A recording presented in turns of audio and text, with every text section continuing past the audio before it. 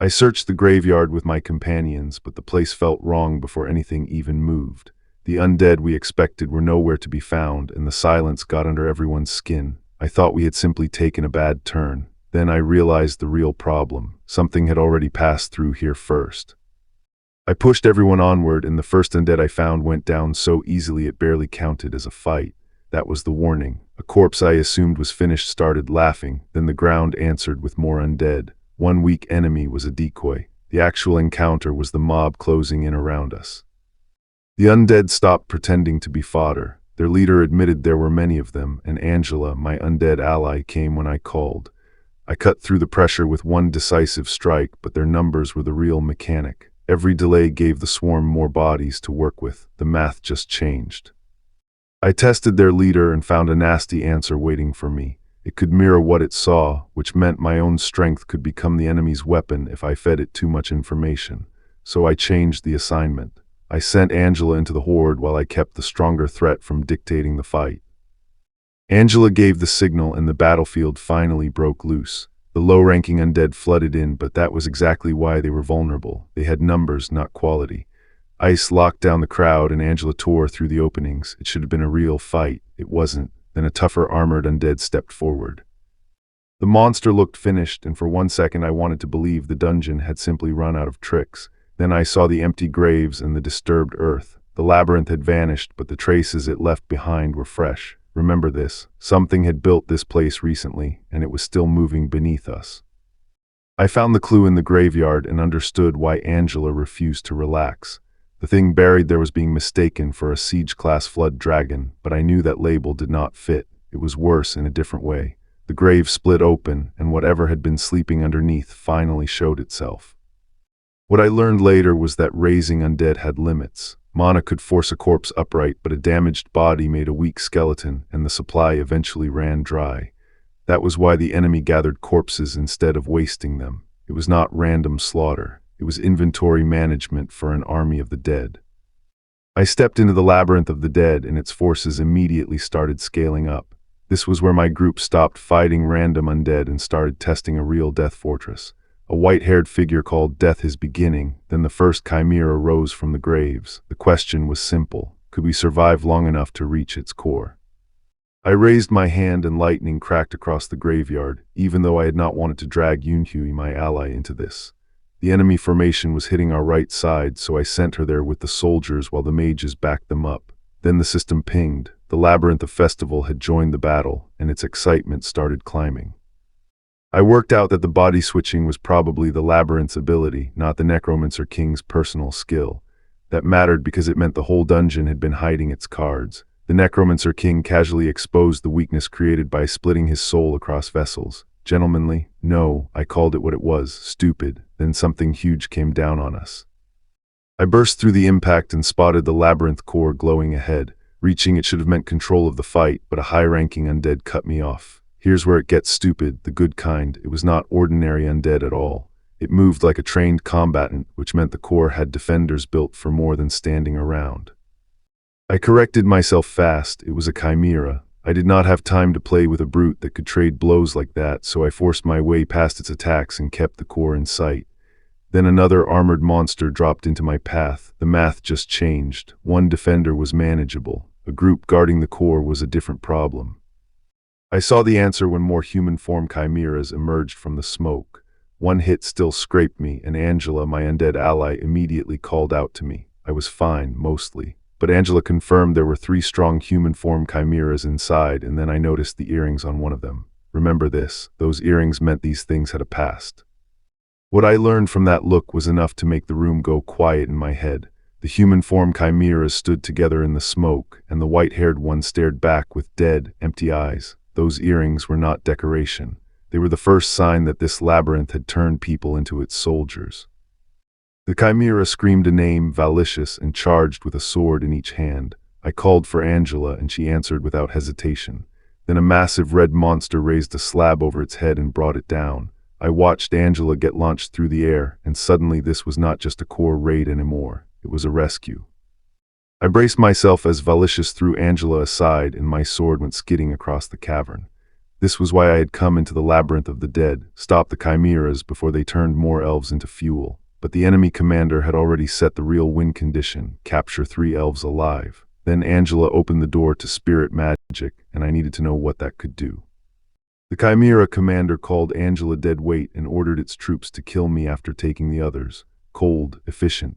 Then Angela authorized spirit magic, and a purple slash launched me hard across the ground. I dragged myself up just in time to see a system readout on my scout, Rikshasha, an underelf scout. My captain was still in this fight.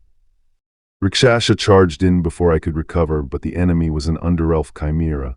That distinction mattered. It blocked the attack and fired back with a pale green blade wave that cut straight through our defense. I had blocked it, I was sure of that, yet the chimera stood there smiling, classified as legendary. The math just changed. I answered with sword aura and sent my own green arc through the undead ranks. Normally, that kind of spirit-based attack should have been impossible for the dead to use, yet the chimera copied it, and Angela realized why that was terrifying. Undead should self-destruct when using spirit magic. Instead, they were being purified without dying. Remember this. The purification burst erupted from the chimera and slammed Angela into the stone. Then the attack ripped through the battlefield and exposed its source. The Necromancer King had been hiding behind the process all along. Angela shouted the accusation just before a red strike tore into the king's projected body. Good hit, not enough to make this safe. Angela saw the ugly mechanic first. Combat magic plus regeneration made these chimeras brutally hard to put down. Then Rikshasha warned me their bodies were dead, but their souls might still be inside. Spirit magic belonged only to elves, so the Necromancer King could not have done this alone. I understood it then. These chimeras had been brainwashed, not simply raised.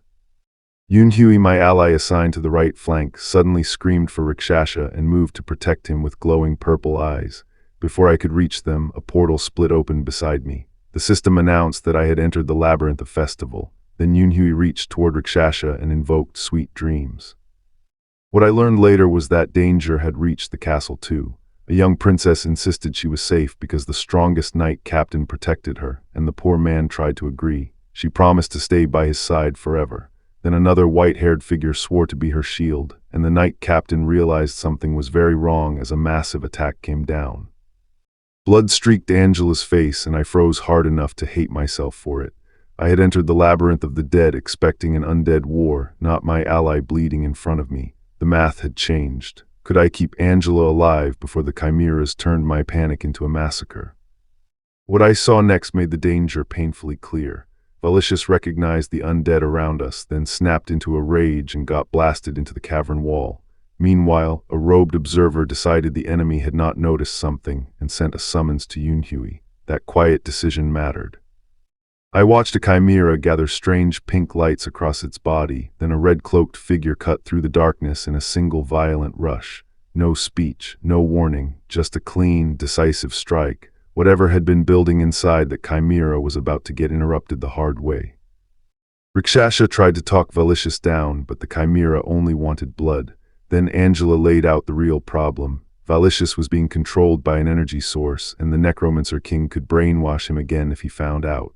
Counter-brainwashing restored him, but it drained all of the Labyrinth of Festival's energy. I gave the order without hesitation. Yunhui had to reach the 5th level of excitement because standing still was no longer an option. The undead closed around us as Yunhui prepared to move, and I already knew that sending an ally into that mess would not stay clean for long.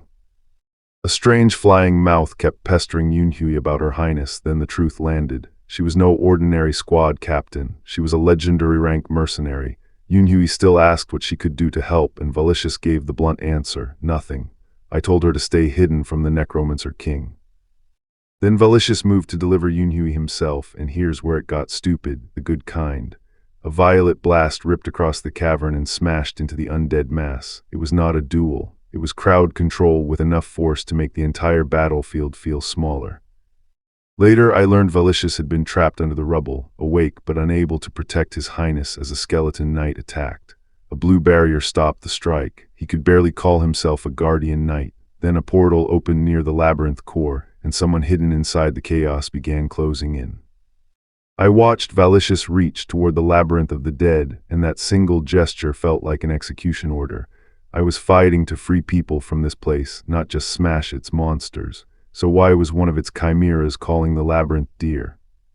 A chimera charged the portal and ordered it destroyed. I saw our escape route become the entire fight. I still had to reach the 5th level of excitement, but Festival's excitement had dropped to 27%.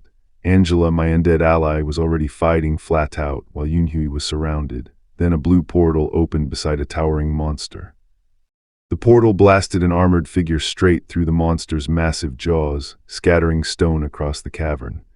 Whoever crossed over had arrived at full speed, and the chimera blocking that route suddenly had a much bigger problem than us. I heard Valicious make his choice, death over being anyone's puppet. He said it plainly, then threw himself at the enemy anyway. Angela could only call him an idiot, and honestly, fair. Valicious launched himself across the broken ground toward the robed figure, but that figure dismissed the attack as pointless. Valicious attacked again, and the robed enemy immediately noticed the brainwashing was gone. Here's where it got stupid, the good kind. The enemy tried identity manipulation, but Valicious resisted it. That told me his will had found something the control spell could not erase. The enemy ordered him to let go. Valicious told him to shut up. The enemy claimed spirit magic could finish this because he had left his soul inside his body. Then his own system rejected him. His vessel was unconstrainable and identity manipulation failed. The math just changed. Valicious had removed the soul from his body, choosing to disappear rather than remain cursed. What emerged was the Geyser spirit Linar. I watched the chimera's soul leave its body, and even the elf stopped attacking out of respect. I demanded an explanation. Spiritification was an ancient elven ritual that kept a soul in the physical world instead of letting it pass on. Broken but costly. The price was complete disappearance and no reincarnation. I compared it to the Archon, then immediately dropped that thought. Valicious asked whether Linar planned to kill him. Linar explained the problem by becoming incorporeal and touching Valicious's entity directly. That exposed every bit of disgust Valicious carried. Linar tried to stop, apologized to His Highness, and then the spirit detonated in a burst of blue-white power, leaving Valicious alone in the smoke. I gripped my sword as Linar, the Geyser spirit, vanished with Valicious's soul, and the undead around us began collapsing. I was trapped in the labyrinth of the dead with Angela, my undead ally, while something had just ripped a soul out of the field. This was why the fight mattered. If I could not retrieve Linar, even the dead were about to lose their footing. So who had taken him? I heard Valicious call for the labyrinth core to be destroyed, then reveal the real cost. A third of his soul was already gone. Fragmentation would not hurt his main body, but losing it without a trace would leave his resurrection as a different person. Then the stone shell split apart. Whatever was inside decided it would take control of the battlefield. That new body faced me like a stone flood dragon king, and I was not remotely surprised it wanted to fight. It had size and speed, but I was already pressuring it with sword aura. The problem was the clock. Festival's excitement had only reached level 4 and its progress had slowed. Kill it now and I would lose the completion bonus. I called for Yunhui, my ally, on the right flank while she stood alone among the fallen undead. The huge white guardian dragged itself across the corpses, then stopped. Yunhui stared, blinked once, and calmly touched her chin like she was working through a minor inconvenience. Then the joke died. Her eyes lit red, and a far more dangerous presence looked back. Festival's excitement suddenly jumped to 48%. Angela froze as that red-eyed shadow loomed behind her, and Yunhui confirmed every undead had vanished. That was the trigger I needed. I ordered her to hit the elf mage with sweet dreams and push us to the 5th level of excitement. The math just changed. I watched the hooded elf jolt awake just as Angela decided the best wake-up call was a tossed chunk of meat. It was stupid, the good kind of stupid, for about 1 second. The elf sliced it aside, snapped out of the trance, and answered with glowing chains. So much for the easy reset. What I learned from those chains was worse. Sweet dreams did not merely put one target under, it shared its effect. That was broken because a single cast could spread through linked targets, and the trapped elf immediately remembered a royal birth in Geyser. His Highness wanted a brother. Instead, a baby girl arrived, and nobody could hide their delight. That memory showed the royal family promising to protect their newborn princess from Geyser's endless war, while Rickferez Ivan vowed to take on the responsibility too. Then I was back to the disaster. The elves had stopped moving, their connection was fading like the shieldman's, and Valicious refused to let it happen. He activated identity manipulation himself. I grabbed Rikshasha and pulled her back as Valicious's identity manipulation failed. That mattered because he had stopped trying to control the undead and decided to erase them instead. The math just changed. I was trapped between a raging chimera and a desperate scout captain, and I still had to find out why Rakshasa refused to run. Rakshasa broke down and blamed herself for everything, convinced her weakness had made her a burden. Then the stone giant bearing down on us cracked with that turquoise power. I barely had time to process it before the attack tore through the cavern around us. Something had interrupted the slaughter, but it was not on our side yet. I watched Rakshasa's armored brother hold her close and reject every word of self-blame. He called himself too late, then admitted he had only wanted to protect her from war. He asked me to take care of her because she was royal. I told him he was still out of his mind. The man was dying and duty was all he had left. I made the promise plain, royal or not, Rakshasa was my scout captain and she would keep fighting beside me. Her brother accepted that, then revealed Shasha was his sister. He began dissolving into blue spirit energy in Rakshasa's arms. The system pinged that outside forces had moved the spirit energy, and every condition had been fulfilled. The system started heretification of Rakshasa. It kept forcing awakenings, failing, escalating, then finally landing a hero plus result before pushing too far again. Here's where it gets stupid, the good kind. Jaiser itself detected an imbalance and manifested in front of me. The hooded mage saw the opening immediately. He was going to force her awakening. I heard Valicious recognize the spinning mass as dangerous. Before becoming a labyrinth owner, he would have counterattacked. Now every undead holding one of his soul pieces received a single order: run. Angela shouted that Valicious was escaping, and I called for her to stop them. Unfortunately, thousands of undead had already turned flight into a system.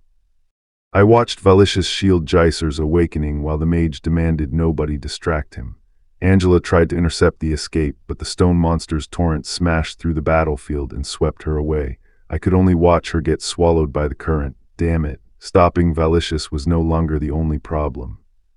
Angela lay spent, and I realized she could not possibly stop thousands of undead alone. Then one skeleton rose, then more. A whole line of them stood at the cliff edge and started vanishing over it.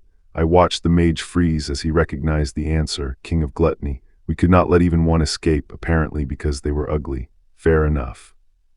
I pushed for the tunnel because it was my one route out of the labyrinth of the dead.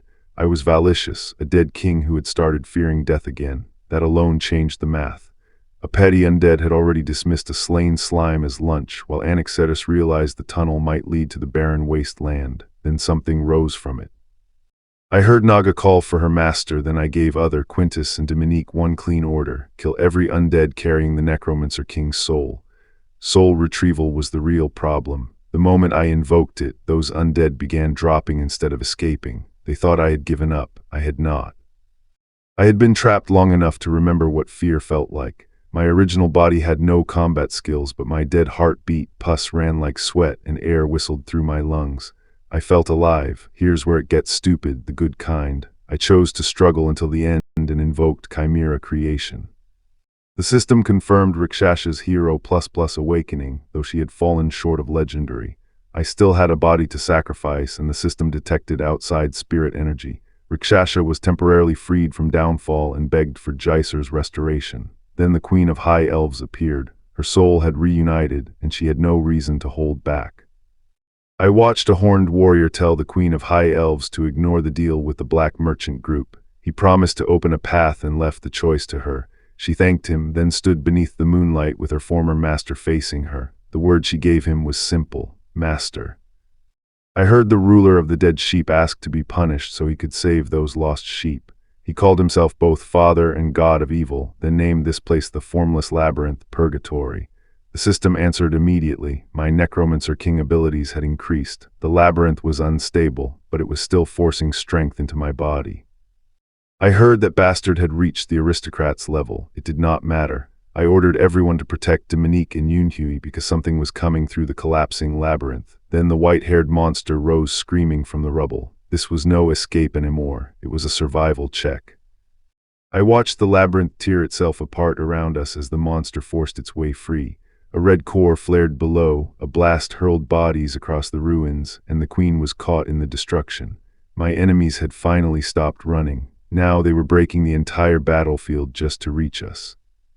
I launched through the shattered crystal and sent that long-limbed monster crashing down.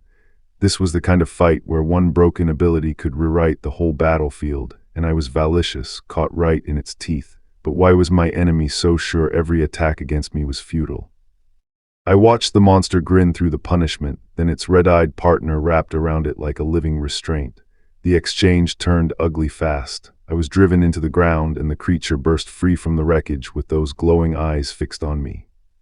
I hit it with terror and fear status ailments, the kind of control that normally ends a fight before it starts. The monster resisted both. Here's where it gets stupid, the good kind. Immunity meant my cleanest win condition was gone, and Rakshasa still managed to seize it from behind. I saw the elf call out to Mr. Sage and borrow his power for a moment. A massive magic circle formed around her, then she blasted Rakshasa away in a flood of light and debris. The white-haired enemy called her his dead sheep, which was a very bad sign.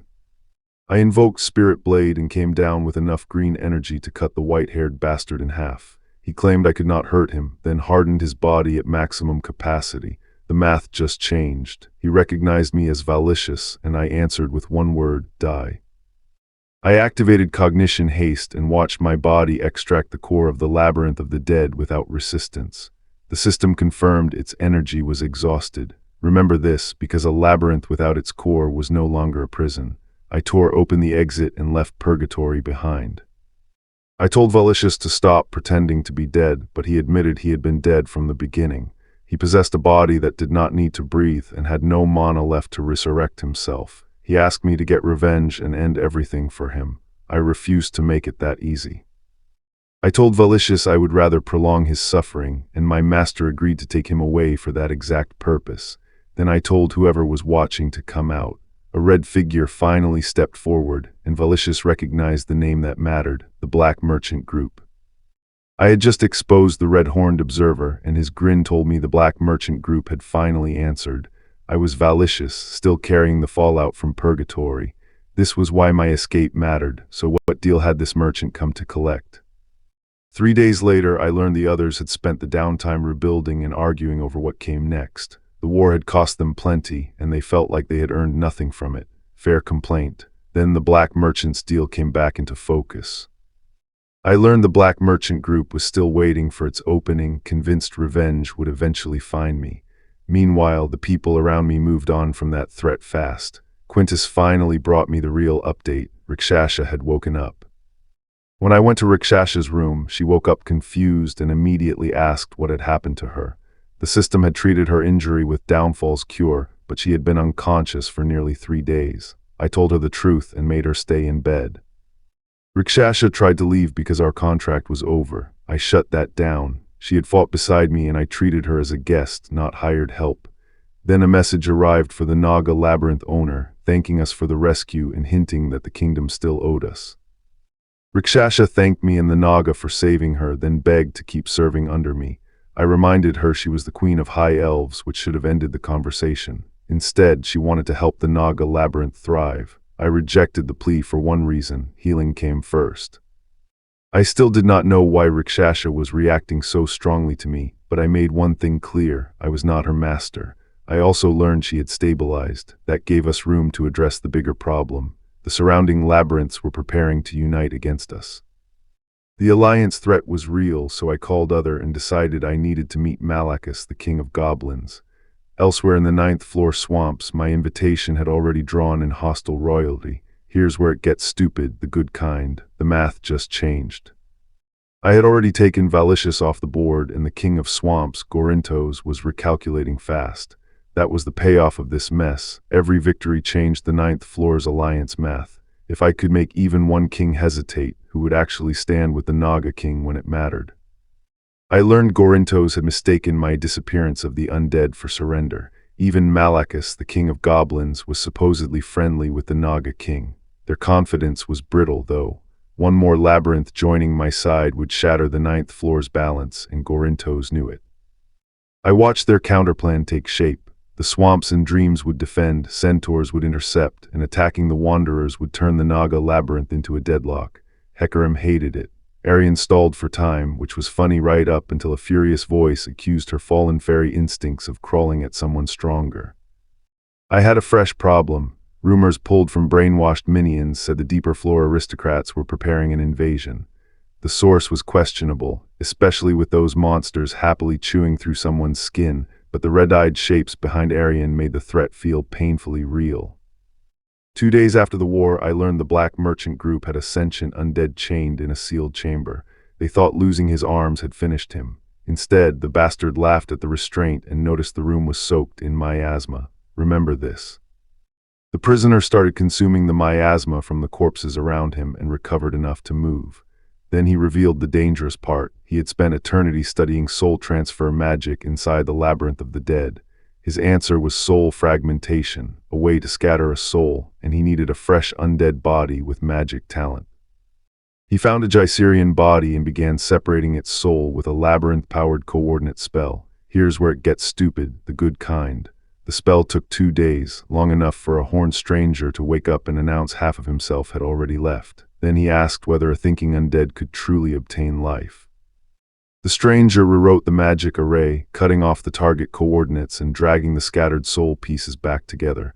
The captive panicked because he could not lose the initiative. The stranger only wanted to know what blood, a heartbeat, pain, and hunger felt like. A living body had restraints, and apparently he wanted every one of them. I tried to cancel the soul transfer magic before the body and soul bond snapped for good.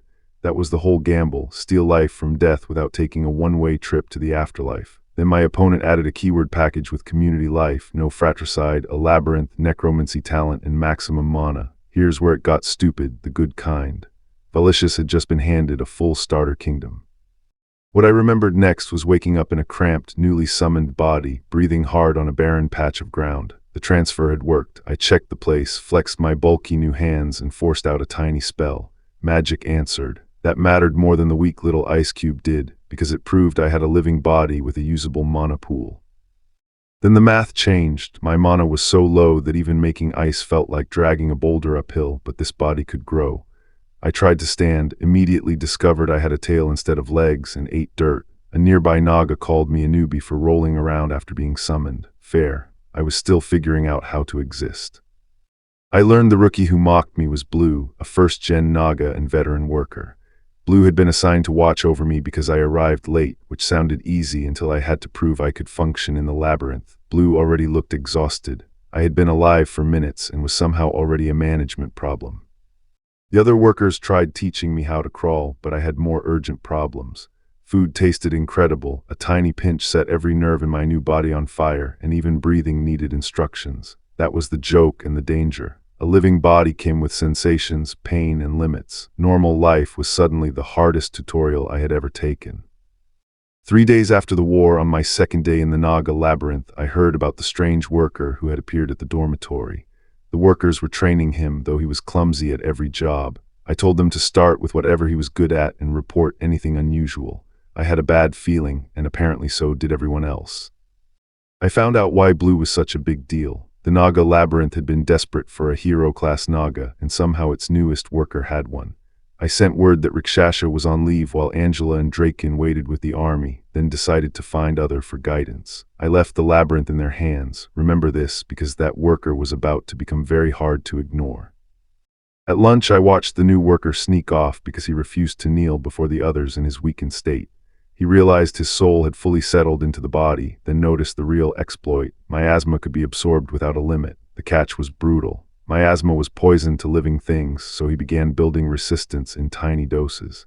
Then the entire Naga labyrinth ran out of miasma. I stepped into the temporary cemetery, volunteering for a corpse detail every sensible Naga wanted to dodge.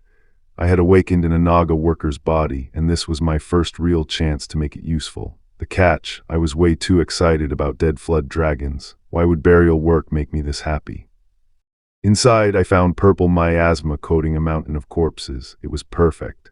I could consume it in small doses instead of risking one huge blast, and the cemetery was full of it because hunters and wars kept filling the graveyard. The math just changed. I volunteered to manage every corpse alone. The other Naga warned me that feeding our growing population meant hunting at least 10 carcasses a day, then hauling them home. I still claimed the cemetery as my job. As long as my body held together, I could gather miasma and make a chimera carry my soul. Honestly, I even asked for break room. I had become the weird new hire. At the labyrinth of hammers and anvils blacksmithy, I received an emergency report. The Naga army would arrive in 2 days, bringing elite Nagas, a dragon, a vampire, and king of gluttony other. Then the goblins realized I was the human ruling the Naga labyrinth and the ninth floor. Sir Black and Sir Emlac had nearly made a very bad assumption. The goblins had expected emissaries. Instead, their leader had come personally. Sir Black immediately called everyone together and ordered preparations to welcome an aristocrat. That was flattering, I guess, but it also meant this alliance had suddenly become a lot more serious. When I met the King of Goblins, he was surprised that the ruler of the Nagas was human. He showed me the fortress he had built from what I thought was empty storage. One narrow road through cliffs, a moat, outer walls, inner walls, and a main fortress. Even a siege-class flood dragon would struggle to crack it. The King of Goblins explained why his people needed that fortress. Food was scarce, so they depended on the Black Merchant Group for weapons, and other labyrinth owners looked down on them. I asked why he had opened his doors to me. He had no backup plan. He just trusted me, especially after the vampire, Draken, and King of Gluttony had been defeated. The King of Goblins thanked me for handling Anaxetus, then tried to buy protection with 30% of the down gem mines through a knight contract. I stopped him cold. When had I ever agreed to become his knight? His face said everything. So what did I actually come here for? That answer was still waiting. I offered the ruler of hammers and anvils an alliance instead of demanding submission. That was the kind of deal that could change the entire ninth floor, and I needed to know if this was trust or a trap. They had already given me down gems and a map that helped me defeat Valicious. In return, they wanted to stand beside me. The goblin ruler laughed and accepted. Then he unveiled a sword forged from abyssal dark iron and adamantite because he had heard I broke my weapon against Valicious. Pure adamantium would have been tough, but this was better. Abyss aristocrats were the only ones who could scratch it. The math just changed. This blade became our alliance's symbol. Kim Jinwoo had wanted to leave for the valley alone, but I was a labyrinth owner now. I could not stay small forever. I promised prosperity, and the goblins threw a feast because apparently my absence had ruined the mood. We announced the alliance publicly, then I learned their rank was 5, with 600 troops and only 2 hero-class units. I saw why their numbers were deceptive. Most goblins were workers rotating between defense, hunting, mining, building, chores, and resting. Then they equipped themselves with their own gear. Their ranged answer was gunpowder cannons. It felt more like a castle than a labyrinth. While I considered helping them strengthen their walls, envoys arrived from dreams, wanderers, and swamps. The envoys made one thing clear: they were not here to challenge my alliance. Their masters respected what I had done, but they were also nervous I would point that new sword at them next. So they called every ninth floor labyrinth owner to a round table conference. Here's where it gets stupid, the good kind. My win had become regional politics. I asked why every ninth floor owner suddenly needed a conference. The answer was simple. The 3 owners had been planning how to oppose the Naga labyrinth before I became their new problem. Now they wanted to resist the 10th floor aristocracy union. I hated dragged-out meetings, but they even marked the exact location for me. An invasion from the abyss made no sense. They had done nothing during the Great War, so I suspected a trap, but ignoring it would be worse. I agreed to attend the conference. First, I headed alone for the barren wasteland, where the Black Merchant Group was trying to recover the Labyrinth of the Dead site. At the ruined site, workers explained they were building a fresh labyrinth because no one was entering the Flood Dragon Labyrinth. Then they told me Valicious was dead. His body had been split in 2, and putting it back together had not healed it. Worse, the deal had been to hand over Valicious and the Labyrinth of the Dead's core. Both were gone. I crushed the dying labyrinth core in my hands. I was Kim Jinwoo, ruler of the Naga labyrinth, and I had come looking for answers, not another headache. The core had been extracted without any down gem energy left, so taking it out again meant total destruction. I did it anyway. The math just changed because the broken pieces made the Baron panic. The Baron tried to act like rebuilding a labyrinth was easy. It was not. He admitted an abandoned labyrinth could leave behind a seed no bigger than his thumb, hidden in places like altars until it found an owner and grew back to a 9th rank labyrinth. Then I showed him the red seed in my hand. His face said it all. The Baron called it rare, I called it a bargaining chip. He wanted compensation for the destroyed core, but I reminded him he had already declared himself dead. Then I made the real threat clear. If my parasite absorbed that labyrinth seed, I had no idea what would happen. Suddenly, he was very interested in negotiating. I demanded information, and the Baron brought up a rumor that the 10th floor aristocrats were preparing to invade the 9th floor. I called them idiots. He explained the 10th floor had been ruined by old bloodbaths and now revolved around a single power on the 11th floor, Count Parthenon of Despair, an old enemy of Count Anatolius. I asked what Count Anatolius had to do with my floor. The Baron said rumors about my Naga labyrinth had spread far beyond the abyss. In 3 months, I had defeated the Flood Dragon King and become an aristocrat. I had witnessed the aftermath myself, and then came the part that mattered. Count Anatolius had visited my labyrinth. That visit made the rumor ugly. People believed the secret behind the Naga labyrinth's success was Count Anatolius of the 11th floor, so his enemies started watching me. The aristocrats thought I was his subordinate and prepared to invade the 9th floor. The only good news, their scouts had died everywhere except mine. Rakshasa had almost died too. The other labyrinths knew something from the abyss had appeared, but they treated my Naga labyrinth as an interfloor invader, not the target.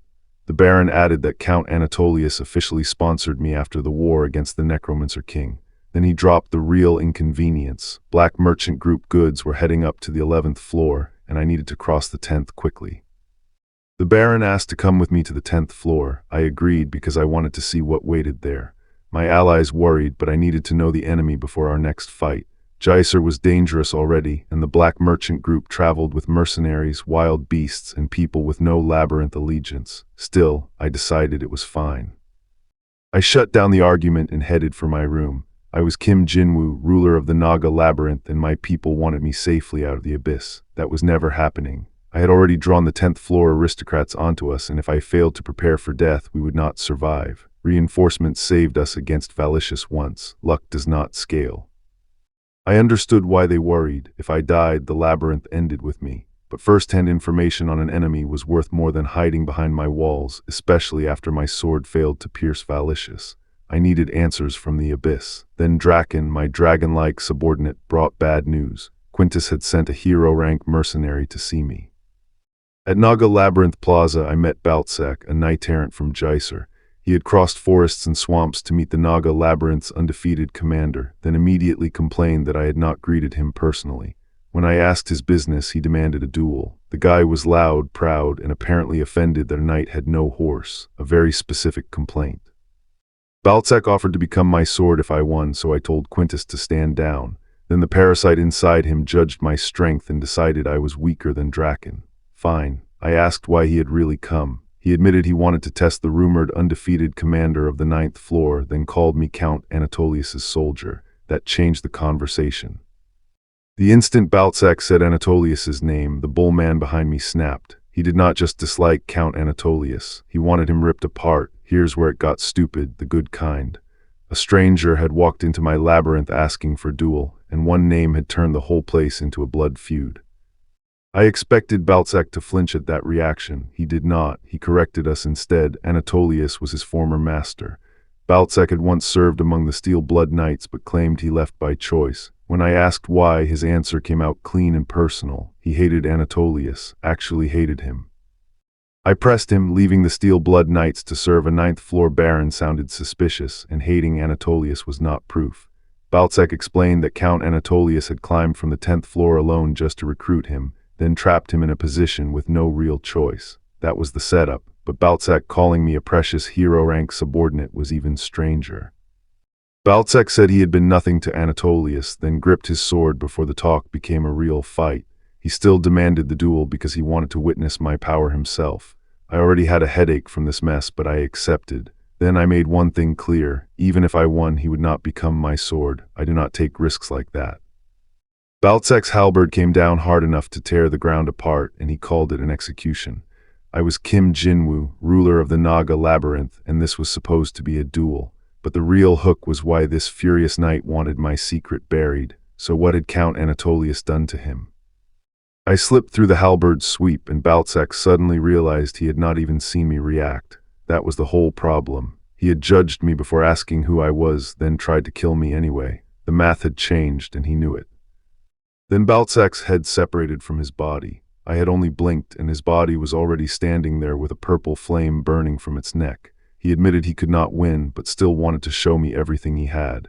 Then he politely asked the nearby horned rats to carry his head over, weirdly courteous for a decapitation.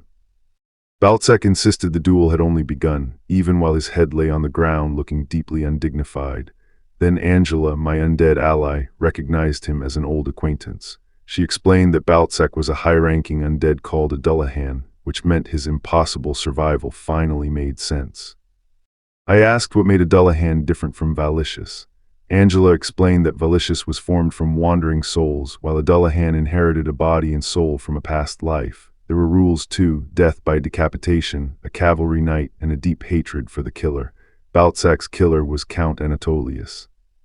Baltzak told me he had belonged to a mercenary band of the Ryanthropes in the Abyss. They cleared client labyrinths, rested in abandoned ones, and eventually got chosen by a labyrinth owner who made Baltzak captain while trying to throw the others out. They pooled down gems for years, then began leveling the labyrinth themselves. Baltzak's group protected their labyrinth through every invasion and pushed it to level 7 within a year. Their name spread through Jaiser, and he thought they might finally live as proper aristocrats on the 11th floor. Then he corrected himself. None of it was their choice. Count Anatolius attacked them himself. What I was shown next was a colossal cloaked figure rising before two armored onlookers, surrounded by floating debris and smoke. The scale alone made the danger clear. Whatever had attacked Baltzak's group, it was not an ordinary labyrinth owner. I watched Baltzak's people freeze at a gap 100 meters wide, left by one step. I was Kim Jinwoo, ruler of the Naga Labyrinth, and this was why I needed to know what had broken a veteran mercenary group before I faced its past. Baltzak still laughed it off, but his legs were already shaking. Could courage carry them any farther? What I learned was that Baltzak, the mercenary captain, rallied everyone for a final stand. Their targets were Count Anatolius, the steel giant, and hundreds of knights. He insisted they were no longer some fragile newborn labyrinth. With thousands of comrades behind him, he declared victory was the only option. The speech was solid. The odds were still insane. Baltzak claimed the title of undefeated commander, and his entire force answered him. Then he gave the order to attack. Here's where it got stupid, the good kind. An army that large did not march like troops. It poured forward like a living flood. But waiting at the center was Adjutant Hestia, a hero ++ servant beside that glowing structure. I learned Hestia looked at their charge with contempt, then called it noble anyway. That was the cruel part. Hestia shattered the glowing structure and unleashed a crushing strike before the mercenaries could reach it. The knights were ordered to prepare for battle, while Baltzak's side braced itself. The math had changed, and nobody on his side liked the answer. A towering pillar of white energy erupted from the broken structure. It swallowed the battlefield in light. The attack mattered because it was not aimed at one fighter. It erased the space an entire army needed to exist in, turning numbers from an advantage into a liability. Baltzak's people could only watch it come down. Then everything went white. When the blast finally cleared, Baltzak and his mount were still there, staring into the aftermath. I had never seen a single attack make survival itself feel unbelievable, and neither had he. His words died halfway through. That silence said more than the battle cry ever had. Baltzak saw the truth at last. He handed two of his people a final order: play dead, while he stayed behind as their wall. He apologized for underestimating their enemy, then left the mercenary group in their care. Everything they had built over years had been brought down in one attack. Baltzak woke battered but alive, relieved his comrades had survived too. He tried to get them out before the enemy arrived, but Hestia reported that the labyrinth owner was dead and several survivors remained untouched by the labyrinth's death. Baltzak called them mercenaries and asked for mercy. After all that was his last command. I watched Count Anatolius slam one of Baltzak's men into the ground so hard the battlefield went silent. I, Kim Jinwoo, learned that an undefeated commander could become prey in seconds when a real labyrinth owner arrived. And Count Anatolius was not there to finish them, so why did he stop the killing? Count Anatolius lowered his weapon over the surviving mercenaries, and Baltzak finally cracked. He demanded to know how this counted as mercy. Then the light inside Anatolius's stone body flared, and he answered with the coldest possible offer. Baltzak was still alive, so they could talk. Baltzak recognized Count Anatolius and accused him of destroying a little labyrinth for no treasure at all. Anatolius said he had simply been polite. The math just changed. Baltzak's army had chosen weapons and war, so Anatolius treated their defeat as a choice he respected. Count Anatolius explained that he valued potential. Wanderers could be taken in and labyrinth owners could be sponsored. Baltzak had failed that test. Anatolius had expected an undefeated commander but found beasts too weak to judge their enemy. His mercy, apparently, was compressing endless pain into one brief lesson. Baltsek stared at Anatolius's demand to accept mercy and be grateful, then finally understood the insult. His knights had been erased, and Anatolius called it respect for their decision to fight. Baltsek could not let that stand. He pushed himself up, furious enough to answer violence with more violence. Baltsek threw himself at Count Anatolius as his version of gratitude. It should have been a real fight, it was not. Anatolius swatted him back through the debris, then calmly explained that letting emotion rule him was foolishness. He had heard the same survivor speech before, and this whole labyrinth had bored him. Baltsek refused to stay down. He said he wanted to experience something new, and purple power erupted around him. Here's where it gets stupid, the good kind. He was not begging anymore. He was calling in monstrous reinforcements, while Anatolius dismissed every desperate survivor in Geyser as ants fighting to live. Baltsek screamed that his resentment toward Count Anatolius would last forever, then charged through the purple haze. Anatolius did not flinch. He said only the strong survived in Geyser, and Baltsek had simply accepted his fate.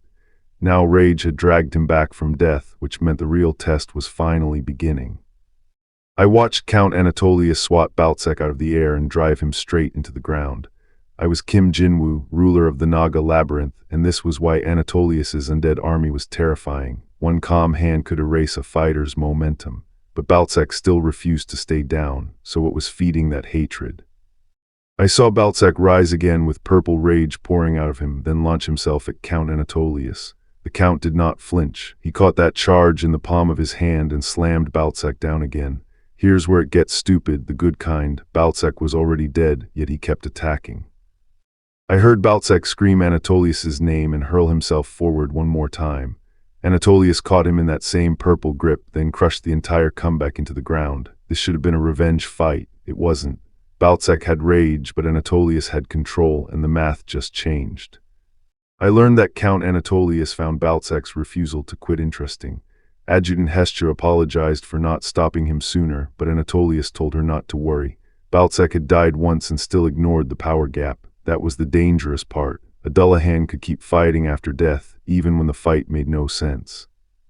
I watched Adjutant Hestia step in to handle Baltsek while Anatolius explained what bothered him. Dullahans fed on hatred, but most eventually lost themselves and aimed that resentment at anyone nearby. Baltsek's hatred stayed locked on Anatolius. That focus turned a dead man's grudge into something worth training. I heard Count Anatolius call Baltsek interesting loot, which was a pretty cold way to recruit somebody. When I asked whether Baltsek had joined him without another fight, the answer was no. Baltsek had awakened in Anatolius's labyrinth wanting only to hurt him, and even Anatolius's weakest knight had shut him down. I let Anatolius finish the story. Baltsek had been beaten down again and again until Hestia told him the Count's message, get stronger instead. The delivery was brutal, but the point landed. Then Anatolius casually admitted he had hidden his identity because he heard I had fought an undead army. Yeah, that was my bad. I accepted Anatolius's explanation because the information had value, even if Angela could have told him the same thing. He offered me a reward, training with Baltsek. He needed to test his new subordinate without wrecking the workers, and I had asked for a duel. This time, Baltsek promised to give it everything. I stepped into the Naga Labyrinth training ring to face Baltsek, an undead knight who had promised to fight at full strength. I, Kim Jinwoo, went in empty-handed. What made this duel worth watching was that his pride hinged on one question: could a Dullahan really fight without a weapon? I got exactly what I wanted. Baltsek committed to the swing, and I blasted him away with my bare hands. The fight should have lasted longer. It did not. While he lay there admitting defeat, I learned the real issue. Baltsek was a knight, and he refused to fight unless he was on horseback. Baltsek explained the catch. As a Dullahan, he could not mount any living creature. Angela, my undead ally, pointed out that a rideable undead beast was difficult to make, but I had never seen a four-legged undead either. Then Valicious became the obvious example, and I understood why they were all looking at me. I explained why Valicious did not count as proof. The Black Merchant group had rebuilt ordinary corpses into undead soldiers, but their best attempt at Chimera had only been a Flood Dragon King's head on a body. They had brains, not talent. I kept my undead in their original forms because the original was the better ingredient. The math just changed. Valicious took that personally and vowed to prove me wrong. What I only learned later was that Pinky, a pink Naga worker, crawled off toward the tunnels while the others reassured themselves that our newest worker was harmless. They even called him Chill. That was confidence with absolutely no survival instinct. Pinky asked where the newbie was, then heard the answer, alone at the cemetery. A week alone. She immediately decided he was suffering in that foul place, called the others cruel seniors, and charged off to rescue her only junior. The rest could only watch her go and hope nothing happened. Pinky spiraled fast. She remembered how kindly the undead had treated her when she was summoned, decided the newbie had taken her workload because she was pretty, then begged forgiveness from the king of the Nagas. It was a heroic rescue speech powered entirely by guilt and absolutely zero evidence. Pinky reached the Naga-only cemetery and found the doors sealed for workers. She forced her way in expecting a sick junior surrounded by corpses. Instead, the cemetery was clean. The mountain of bodies had vanished and even the smell was gone. So where the hell had all those corpses gone? What I later learned was that Blue, the veteran Naga worker, had buried the corpses alone, neatly labeled every grave, and somehow put up a whole new building. That was the problem. Kim Jinwoo had built a labyrinth where hard work could become a weapon, and Blue was already pushing his borrowed body past its limit to create undead. I learned Pinky, the pink Naga worker, had watched Blue quietly plan materials from decayed flood dragons and a leopard corpse. He knew his limit but kept working for the labyrinth anyway. Pinky saw a tragic overworker. Blue saw an opportunity. One more worker meant twice the output, with nobody around to interfere. Pinky finally burst in and announced herself as Blue's cute senior, ready to help bury bodies side by side. Blue's face said everything. He had been working alone for a reason, and now the cemetery had acquired its loudest possible complication. Blue told Pinky he managed the cemetery alone and did not need help. Pinky took that as modesty, which was almost impressive. When she promised no Naga could resist her help, Blue reminded her that this cemetery was his private area and that labyrinth rules still existed for a reason. Pinky decided Blue was only worried about breaking the labyrinth of the dead's regulations. Then she confidently promised to get permission from the Naga attendant. Blue tried to stop her, but she was already gone. Remember this, because enthusiasm is dangerous when it ignores the person saying no. Blue's real schedule was brutal, 3 daily miasma meditations after meals, all to transform his body instead of merely stockpiling miasma. He mapped out sealed rooms and a secret route to the underground Chimera workroom. Then he realized Pinky might be spying on him. Here's where it gets stupid, the good kind. He considered knocking her out with miasma. Blue sealed the strongest miasma rooms and prepared the hidden path anyway. By morning, Pinky returned with orders to work beside him at the cemetery. She immediately laid down her conditions. Seniority mattered, private time after meals was sacred, and neither of them could invade the other's territory. Blue had accidentally hired a nightmare roommate. Blue decided the math was simple. Give Pinky the hardest work until she quit. He showed her the mountain of breakfast remains, told her to keep useful parts, bury the rest, and finish before lunch. Pinky froze, then started crying. Blue's intimidation plan landed perfectly, just not in the way he expected. I learned Pinky, the stubborn Naga worker, had thrown herself into Blue's corpse-sorting job and promised she could handle it. 3 hours later, she was barely upright, but she finished before lunch. That mattered. I was Kim Jinwoo, ruler of the Naga Labyrinth, and apparently my workers had started treating backbreaking labor like a romance quest. So who had sent Pinky there? Pinky marched in with lunch for 2, only for Blue to freeze when he realized she now lived and worked there. Then Dermy, the green Naga worker, saw her and completely broke down. Pinky apologized, saying she had followed her heart. Cute, messy. Dermy took it like a tragic breakup and immediately made Blue responsible for Pinky's happiness. Dermy gave Blue the full melodramatic blessing, threatened him if Pinky cried, then tearfully announced that he loved Blue and would never forget him. Blue just stared, because what the hell was he supposed to do with that? Even the onlooking Naga decided they had lost their minds. The workroom had become a soap opera. Blue decided Pinky's devotion had to be a surveillance trap. He thought I had planted her to catch him stockpiling miasma, so he swore to uncover my weak spot.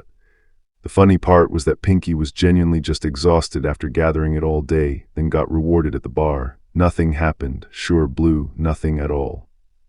3 days later, I headed beyond the Naga Labyrinth with an imp merchant. He worried that a creature as huge as the Flood Dragon King or an undead like Valicious would draw attention. I reminded him that undead travel in groups. Then we spotted the 10th floor's merchant, and the imp suddenly got blasted with celebratory confetti. The attacker turned out to be the undefeated Baron, a demon merchant with a very specific welcome sign waiting for me. She said there was a required procedure before I entered the 10th floor. Then she shoved a contract at me and demanded my signature. The imp explained it simply. She was my fan. Here's where it gets stupid, the good kind. I signed my name, Kim Jinwoo, and the undefeated Baron immediately sparkled like she had won a prize. She explained that the black merchant group used to be mostly imps because they ran the abyss floors, but too many merchants kept dying. Their merchandise was expendable. Their goods were not. She had waited 3 sleepless days to meet me. The imp assured me the undefeated Baron could survive 3 months without sleep, so her dramatic suffering was mostly performance. Before we left, I handed him the labyrinth seed I had promised. He clutched it, sobbing that he would live, and the Baron calmly ended the negotiation by sending him back to work. The math just changed for him. I watched my imp merchant rip open a red gate and vanish through it, using the black merchant group's teleportation trick. I, Kim Jinwoo, had just learned the catch. It could not cross floors or enter another labyrinth. Still, I held him close for the jump. Remember this, because apparently that was the whole safety mechanism. I kept holding the imp after we arrived, and when he asked what I was doing, I told him we were enjoying our alone time. Petty, absolutely. Then the teleportation gate opened again, dropping us onto the 10th floor of Jaiser. The ceiling was nowhere in sight. We had landed in the abyss. The imp introduced the mercenaries guarding the black merchant group on the 10th floor, the failures. Their captain offered to treat me as a trainee, which was generous considering nobody could identify me beneath my robe and mask. My parasite scanned them, and the math looked bad. They were only 3rd floor level at best. The imp explained why the failures mattered. They had guarded black merchants for 5 years and survived far better than most bodyguard crews, so they were basically private soldiers. Then giant worms started closing in. The captain welcomed it. To him, I was just cargo and a disguised trainee. I recognized the giant worms immediately. They could grow 30 meters long, tunnel through the lower floors of the abyss, and lose their way if nothing moved above them. 100 explorers once died because one wandered upward. The failures called them manageable. I figured only they could handle them. That was my first mistake. Then 5 giant worms burst from the ground, 1 for each failure. The healer tried the oldest excuse in the book, but the captain shut it down. Everyone had a kill assignment. He raised his staff, called for healing, and stepped forward like this was routine work. Here's where it got stupid, the good kind. The healer's spell turned a worm's raised fist into a huge stone arm, and the failures complained that he had gone too far again. Then the pink-haired mercenary fired a glowing shot that inflated another worm into a giant purple bubble. I watched that bubble crush a giant worm into pulp while the healer patched up damage from the cleanup. 2 worms disappeared in seconds. The failures were not random mercenaries at all. They were veterans freed after the Great War, after failing their journey to paradise. Their name finally made sense. I watched the blonde Jaiserian's eye go wide as she told me the truth. Humans who abandoned the surface became Jaiserians of the abyss. I was Kim Jinwoo, a human ruler walking into their territory, and their past was about to explain why this place was so dangerous, what had made them give up humanity. I learned the conflict between the surface and Jaiser had become the Great War. Human captives had been used as slaves, food, and labor, then their descendants were born as Jaiserians. Their blessings gave them inhuman strength and stamina. The deeper they were born, the stronger those blessings became. That math had a nasty ceiling. I heard that Jaiserians eventually formed organizations deep below, beyond where humans could reach. The blonde Jaiserian recognized the sunken sea tentacle mother, then pointed to her own origin. She came from there. I asked the obvious question, if humans could not reach the abyss, who had actually ended the Great War? I was told the answer was not Jaiser's king or some human hero. Jaiserians could keep growing by surviving harsher places, so the higher beings feared them. They expelled Jaiserians under the excuse of freeing captives, hoping distance would weaken them. It was a containment strategy. Then those same higher beings decided to end the war. I learned that some people had turned their backs on humanity and taken places inside Jaiser. The locals called them failures, dungeon babies who had lived here long enough to become something else. I pressed the undefeated Baron about it. Black merchant group members were Jaiser's people too, but he was still basically an enemy to Jaiser. Interesting. I asked what the undefeated Baron saw me as, a demon. Apparently humanity's old friend was technically not a creature of Jaiser. Then a masked fighter stepped forward, which was where it got serious. Lee Purium, the captain of the failures, removed his mask and introduced himself. Remember this name. I met Hyojin and Yujin, Lee Purium's support pair. Hyojin had zero patience, while Yujin looked embarrassed to be standing near her. Then I met Jungwon and Suhyang, their damage dealers and scouts. They promised the mission would be fine, but I asked why they had abandoned the surface. Their answer led straight back to the Great War. I was told memory loss was common in Jaiser, then Lee Purium promised to explain what happened later. The story went back to Jaiser's Harvest Festival, when tens of thousands of humans were supposedly freed. To the other beings of Jaiser, though those humans were nothing more than delicacies, that was the nightmare they had grown up inside. I found myself staring up at an open sky while monsters closed in behind me. I was Kim Jinwoo, and this was why the failures' dream of the surface mattered so much. Blue sky, floating clouds, stars, grass, even an endless ocean. Were any of those things real enough to risk one life for? What I learned was brutal. They had not simply failed to reach paradise. They had failed before the journey could even begin, then gave up on sunlight and laughter just to survive in darkness, dust, and screams. Their answer was painfully logical. If no paradise existed for them, they would deny the surface existed at all. I learned they returned to the labyrinth owner who had freed them and begged to be taken back. He accepted them as soldiers, not captives, until that labyrinth fell and they barely escaped alive. Then the scarred man offered to explain how they reached Jaiser's blessing, but held back because my client had asked him to. I told them I had been born on the 12th floor, deeper than even this place, yet I had reached the surface they kept denying. That started a flood of questions about warm air and water falling from the sky. I gave them the answer they wanted: open ceiling, blue sky, floating clouds, burning sun, countless stars, and planes moving in the wind. I added one more detail that made the room go quiet: an endless ocean. Then I set our destination, surface base 50 meters east, and opened a portal. Here's where it gets stupid, the good kind. A route to the surface was no longer a fantasy or a death wish. I could put them there. I watched the failures step beneath that impossible blue sky, every one of them stunned silent.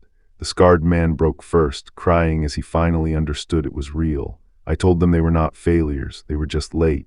The math had changed because a world they had surrendered to despair was suddenly standing right in front of them. I watched them breathe clean air on a bright hillside, marveling that they did not cough and that the sky was actually blue. Even that tiny detail landed hard. When I invited the white-haired worker outside, she refused because she could not abandon her workplace. Fair enough. Her plan needed time, and staying hidden still mattered. I heard the scarred man admit he had believed the surface existed, but never imagined it would be this beautiful. He thanked me, then called me out for doubting it despite my skill level. I admitted it. Finally, he explained Jaiser's blessing, mana, something every Jaiserian was born with. Remember this. I turned toward a Jaiserian as mana curled around his hand. I was Kim Jinwoo, ruler of a labyrinth, and I needed to know why this power made Jaiser's deepest-born monsters so different. He explained that mana grew with its surroundings. The deeper someone came from, the more concentrated it became. So what happened when I learned to use it? I learned the real gap fast. Every other creature born in Jaiser used mana as naturally as breathing, while my own labyrinth subordinates had never been taught. My white-haired guide offered to change that. Learning Jaiser's blessing would make me stronger, and the math just changed for everyone fighting under me. A few of the others wondered why beasts were suddenly gathering, but Paradise had no beasts to collect, and its owner called the place private property. I had no answer either. Then my would-be mentor challenged me. I wanted proof that mana could be used for spells, so I accepted the lesson the hard way. I watched mana crackle around me and immediately understood why my mentor called it the 12th floor's power. He was impressed, which was nice, but then he told me I still could not beat him. Before I could enjoy the compliment, his strike sent me flying. Lesson 1 was apparently pain.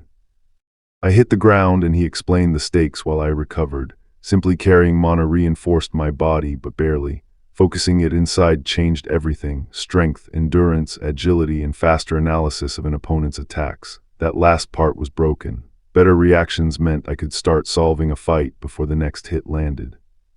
I rushed back in with my weapon raised, and my mentor answered with one overwhelming sweep. It should have been a real exchange. It wasn't. His attack blew through my attempt and launched me away again. I came down hard, suddenly very aware that having mana and controlling mana were completely different things. I forced myself back up as my mentor pushed the lesson further. If I learned to imbue my weapon with mana, the gap widened again. Here's where it gets stupid, the good kind. Mana could turn an ordinary weapon into something that could contest far stronger material. First, though, I had to survive the demonstration.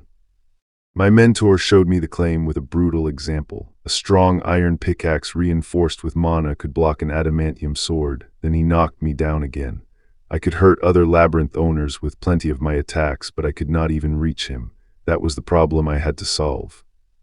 I braced as my opponent finally launched himself forward. I was Kim Jinwoo, a human trying to master Jaiser's mana, and this spar had exposed a terrifying gap. He had never even moved his feet or used his second arm. Then he admitted I had made him underestimate me and decided to go all out. So what was I supposed to do against that? The pressure dropped me to the ground before I could even reset. During mana training, I had promised myself I would not lean on parasites. That mattered because parasites were power I could borrow, not skill I actually understood. But the moment I was cornered, that promise started looking painfully expensive. My parasites burst out anyway, huge white blades closing around the fight while my eyes burned red. Here's where it gets stupid, the good kind. The power was real, but it was also proof that I was reaching for my old crutch. I could feel the monster in me answer before my training did. That was the kind of broken power interaction I lived for. My body gave out, and the parasites turned the fight into a different game. I break down a new one of these every. So subscribe if you want the mechanics behind the next absurd upgrade. My mentor barely looked surprised. He told me parasites were not some privilege unique to me. They were endangered, but they still existed in Jaiser. Then he laid down the real stakes. This spar was judging my strength as a Jaiserian, not the 12th floor's reinforcement or a parasite's power. The math just changed. When I called him strong, he shut me down. Wrong. He asked whether I could feel it, and suddenly a towering wall seemed to rise between us. I had survived countless fights on the 9th floor, but this felt different. I wasn't looking at an enemy I could outlast. I was staring at a limit. I had always found some way to beat whoever stood in front of me, even Anaxetis, but I had never felt this helpless. The wall was not proof that my mentor was simply strong. It was proof that I was weak because I had not understood myself well enough to find a way past it. My mentor explained Jaiser without dressing it up like a heroic story. Survival belonged to the fittest. Its people had adapted through research, tougher bodies, denser muscles, even stomachs built to eat rocks if needed. That blessing was mana. I had to admit it, but all that talk about the undefeated commander had inflated my ego. I asked him to teach me how to use Jaiser's blessing. I had too much to protect, and I needed to become stronger. He accepted me as his second master, then immediately told me to stop being so polite because it creeped him out. Later, back in paradise, the others reminded me we still had work to do. I dropped into training with 1 extra week on the clock. I was Kim Jinwoo, and learning Jaiser's mana meant turning my own body into a weapon instead of borrowing power. That was the payoff worth chasing. But if the gap was this huge, could a single week change anything? My master said it was not martial arts, then told me to sit down and take off my shirt. Great. I learned down gems worked like Jaiser's version of blood, except they could store mana. The deeper I went, the more I could accumulate, which meant better materials and stronger bodies. The math just changed. When they said I could get 1 too, everyone suddenly acted like I was about to make this extremely awkward. They were not wrong. I watched Yujin, one of the Failure's support members, explain why her ability was scary. From a distance, she could make a target perform simple actions. With direct contact, she could read disease progression and mana built up inside the body. Then she began, and my senses opened onto a horizon over an endless ocean. Remember this, that ocean was my mana. The lesson finally got serious. Mana had to travel through a path, and my master would guide it through my heart and body until I could build a vessel and circulate it myself. I had to learn it willingly. Then the pink-haired instructor formed a massive silent bubble around us, a controlled space for concentration. No distractions, no excuses. Inside the silent bubble, mana felt quiet and passive compared with the raw pressure I knew from danger.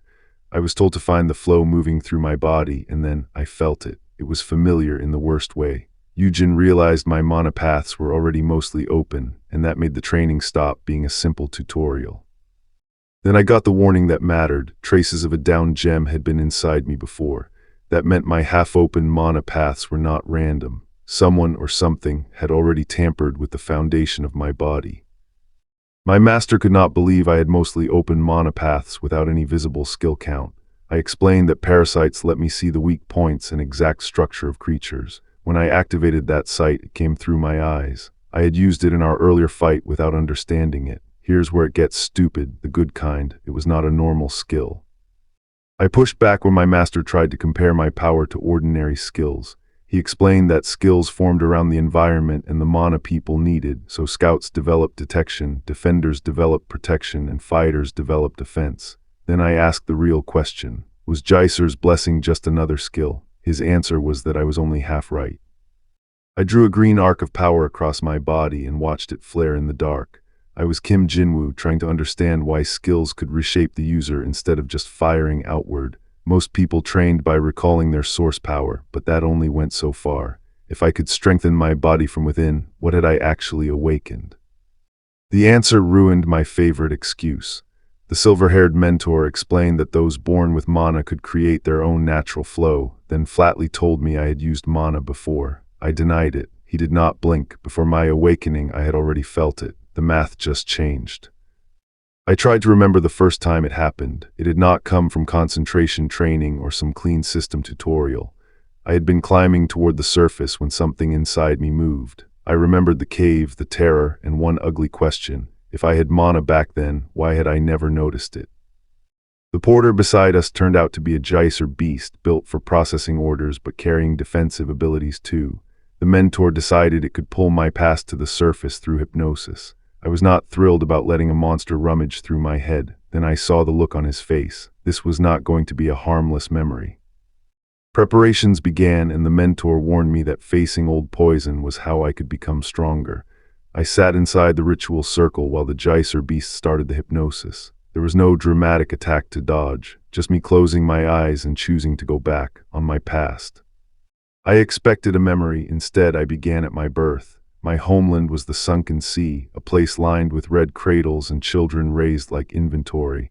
I could only scream for a guardian to come. That was the lesson forced into me first. A crying child was a bad child. Then I learned what happened to bad children. They were eliminated until only silence remained. That was the whole system, stripped of every excuse. The memory kept loading, and I had to watch it from inside my own skin. Here's where it gets stupid, the bad kind. This was only the beginning. The cycle never stopped. Red cradles handled the discarded children while the survivors waited, learned, crawled, and were pushed deeper into the same machine. Pillars moved down, new cradles formed. Newborns were forced through the place I came from. Nothing changed. That was the horror of the sunken sea. I reached for the pickaxe at my feet, and Mother's guardians immediately answered with that horrible clicking sound. I was Kim Jinwoo, born into Jaiser's child processing hell, where monsters pretended to be parents and every small action got judged. That was why this story mattered. Would grabbing one tool decide whether I lived? I learned the pillars trained us before they ever crushed us. Their clicks taught children language, then they dropped food into the floor below so we could grow around the beasts. Once we could stand, we swung pickaxes like it was normal. It wasn't. Mana had started reinforcing our bodies, and that changed the math. I learned Mother lived on the final floor inside that portal-swallowing whale. Her ranking system was brutally simple. Children she valued moved up, the unwanted dug forever, and the lowest became food. I actually liked the labor, which sounds insane until you realize pickaxe work gave me one advantage: weakness detection. Remember this. I kept striking until I found the spots where stone finally broke, and that was how weakness detection took root in me. Mother called me a good child, then sent me away as a high tier. My destination was the 12th floor, the labyrinth of the Spider Duke, where my friends had already been taken.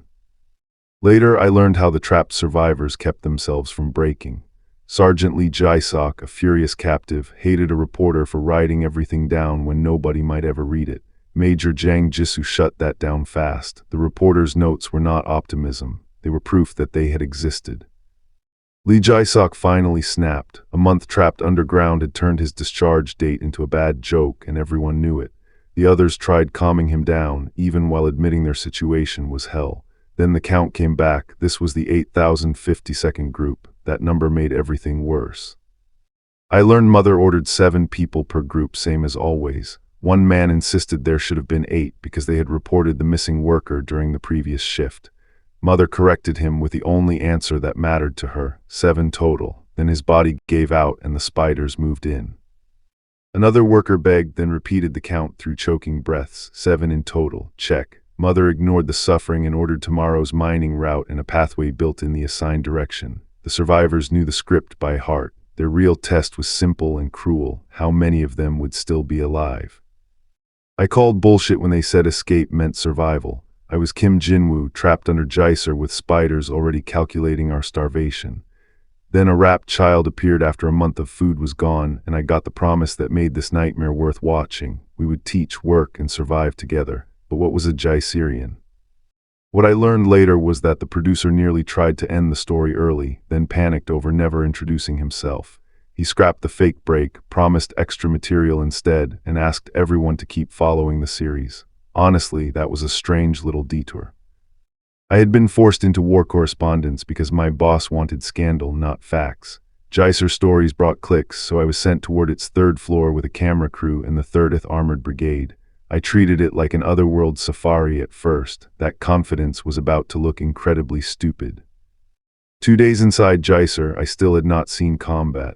Our armored convoy passed research cages holding horned rats and house-sized chameleons, which was terrifying but weirdly fun.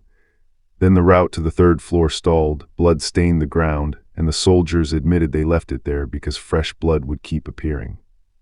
I knew the military was trying to scare me, and the joke was mid. Then a cave-in sealed the road to the 3rd floor and cut contact with it completely. The drilling jumbo would take a week, so we split up. One group repaired communications while the rest marched back on foot, including my very unhappy camera crew. Walking through that dark cave felt like a special mission, and I was dumb enough to enjoy it. Then contact failed again, something waited at the 3rd floor entrance, and the soldiers rushed me forward through the monsters. I got separated from the crew, saw people crushed, and watched my rescuer fire at a monster's mouth. The broken wire was not the problem. Everyone was dead. I reached the 3rd floor base with the wounded soldier, Jaisok, and found a ruined camp crawling with monsters. We hid in vents above the 2nd floor medical quarters. Jaisok was bleeding, furious, and apparently sent here because the army expected him not to return. The army planned to trap us there for 2 weeks, so I survived on terrible almond cake and hid with Jaisok in the vents. Dumphy kept growing outside, and we even took turns relieving ourselves while trying not to attract anything. Then monsters entered C Hall, a huge one smashed through D Hall, and someone finally whispered, "Hey, reporter." I recoiled as Dumphy's mouth opened beside me. I was Kim Jinwoo, trapped in Jaiser where injured people were judged like merchandise. The spiders called us finished goods, argued over selling us, and decided we were not even worth eating. So why had Spider Duke ordered adult men in the first place? Someone asked whether Spider Duke had placed a large order for adult males. I heard that question in the dark and suddenly understood why the injured captives mattered. I was still alive, my phone and watch were gone, but I kept my notebook and guessed 2 months had passed without sunlight. When spiders approached, I pretended to work beside another captive. They dug through the cave like it was nothing. That was when I understood the ugly truth. I was a slave in Jaiser. I learned monsters fought for territory, not because humanity threatened them. One beast reaching the surface could wreck everything, so I documented our 8 captives: Sergeant Lee Jaisok, Major Jang Jisoo, Idol Park Hyunti, Baker Jeong Tisu, Chef Oh Hyunil, Technicians Lee Jae Woong and Yoon Hyuni, and me. Every one of us had seen the same red demon after capture. While digging, I found a blue down gem, the kind I had only seen in news reports. A spider snatched it at roll call, proving those gems mattered to our captors. Later, I found a pile of them, handed over to, and hid the rest. In return, they fed us mysterious meat. It tasted different every time, and I doubted it was human. When a wild beast attacked, the supervising spider tore it apart and pulled a down gem from its torso. The math changed. Those gems were why Jaiser's monsters were so strong, and maybe why I could become stronger too. I swallowed a hidden shard, seized, and woke exposed. My body felt different, right down to the weird soda taste in my mouth. I decided not to carve a down gem into myself. I had no way to treat an infected wound, and spiders discarded weak workers. Then I ate a tiny piece instead. It made my emotions savage and cut my control, but exhaustion vanished. I nearly rushed a guard. That proved the gems powered the spiders and affected humans too, so I considered testing one on someone else. At breakfast, I mixed down gem powder into Yoon Hyuni's food. I gave him several times my dose and expected muscle pain, not a death sentence. That evening, the gem's effect drove him into a frenzy. His pickaxe could not pierce the spider's shell, and it tore him apart. I caused it. The fact that I barely felt guilty scared me more. I bent over Yoon Huni's body after the down gem killed him, telling myself he had escaped this hell without pain. I was Kim Jinwoo, a captive trying to break free from Jaiser and expose it. Then I bound a high school student, Kim Jinwook, for my next dose. What would the gem turn him into? When Kim Jinwook woke up sore but grateful, I gave him the same dose again.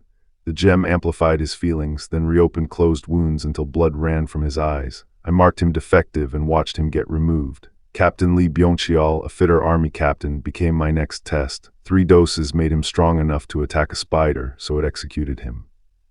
I tried to slow the experiments after that, but I needed answers from a Jaiserian child, born among monsters and already stronger than normal humans.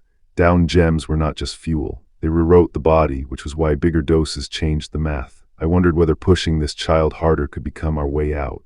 On October 16, I gave him 5 times my own amount.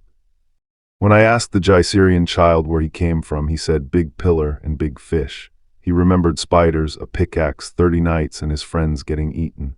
I took that as proof he had worked somewhere else among Jaiserians. Someone guessed the big fish was transportation. I still didn't know what had delivered him here.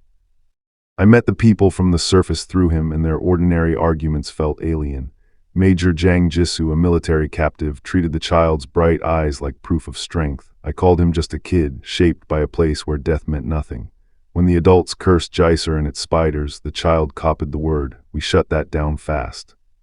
I watched the Jaiserian child learn our names almost instantly. He repeated Major Jang Jisoo, Kim Jinwoo, Jiang Tisu, Oh Hyunil, Lee Jae-woong, Park Hyunti, and Lee Jae-sok, then demanded one of his own. We suggested a nickname. Chatterbox stuck because he never stopped talking. He hated it immediately. Fair. While Chatterbox kept firing questions at everyone, I finally understood the surface through their faces, their clothes, and their impossible conversations. Then something slammed into the cave floor. I crawled from the dust and found him grinning with a pickaxe, saying he felt strong. His eyes glowed as he called me his meat. Here's where it got stupid, the good kind. I laughed because Chatterbox had survived 30 times my dose, nearly half a whole down gem. That did not make him human anymore. It made him a newly evolved human. The others thought his shining eyes meant an invasion, but I saw no monsters. I only knew Jaiserians were different, and Chatterbox's power had just torn through a cave wall. I shoved the meat back at the captive and told him to eat it. That mattered because I was Kim Jinwoo, trapped in Jaiser with people who had watched meat kill the hungry. Chatterbox had called it the strong meat I gave him, and I needed to know why he had survived when Hyuni, Jinwook, and Byung-cheol had not. The captive took one terrified bite, froze, then started glowing with the same blue energy Chatterbox carried. Chatterbox proudly said my meat made him strong. I admitted it was morally wrong because it was, but those sacrifices had given me one real lead. Chatterbox could guide us to the surface. I promised Chatterbox I would explain everything after roll call, including my escape plan. Then the voice cut through the cave and changed the math. The human captives had won their contract, and after 1 more month we would supposedly be freed. I had a plan to escape hell. Suddenly, someone claimed escape was already guaranteed. The voice said we only had to survive 1 more month without interfering in the labyrinth. Then humans would win the war and go free. Everyone around me lit up at that word, free. I could not join them. After everything we had endured, a clean release sounded less like mercy and more like a trap with better wording. The voice answered my doubt with a crueler offer. We had failed to defeat the Great Duke, but we had 2 weeks to prove ourselves by joining the 12th Floor War. The parasites were beginning to spread through the labyrinth's front lines. I smiled anyway. I had not been wrong to prepare for something worse. Chatterbox handed me my notebook, and I called it what it was, a survival journal or experiment observations if I wanted to sound colder. He was furious because 3 people had died in those experiments. I said 3 sacrifices had saved the 8 people still here, and maybe all humanity above the surface. He called that selfish nonsense. Chatterbox insisted people on the surface were safe. I made him look around. Captives from the beast flooding 2 years earlier were still trapped below, and the old man confirmed the monsters had come from the 2nd and 3rd floors.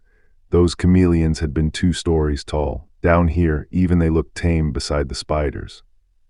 I told them the signal flares meant war, not rescue. The major finally said it outright. Everyone sent into that war had died. The others still clung to the idea of an agreement and an army coming for us.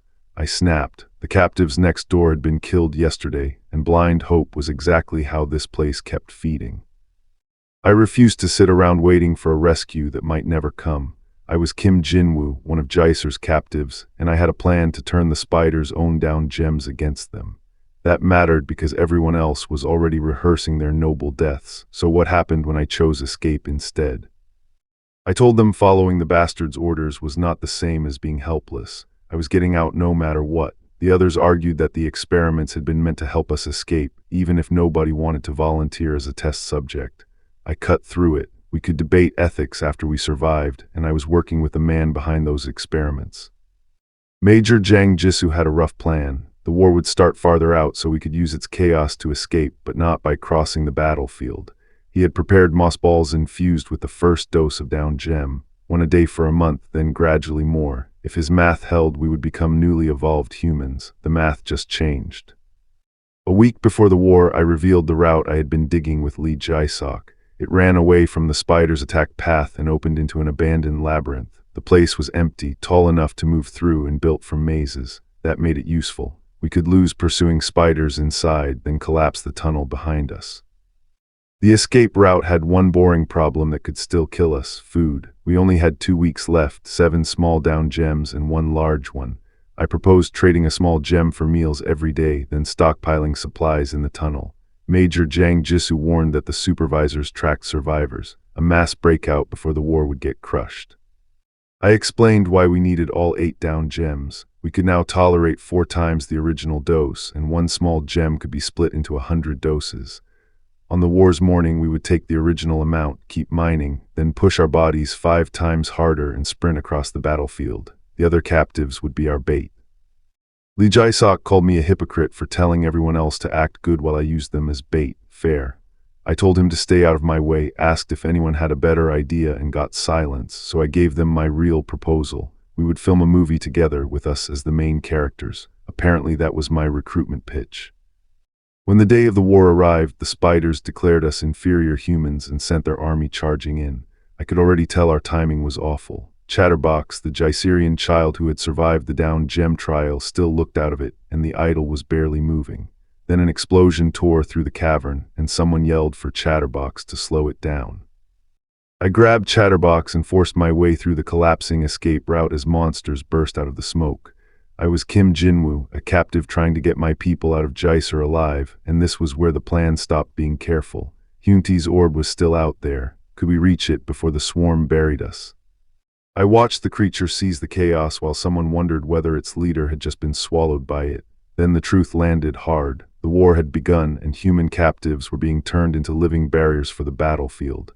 That was not collateral damage. To these things, pain was the entire strategy.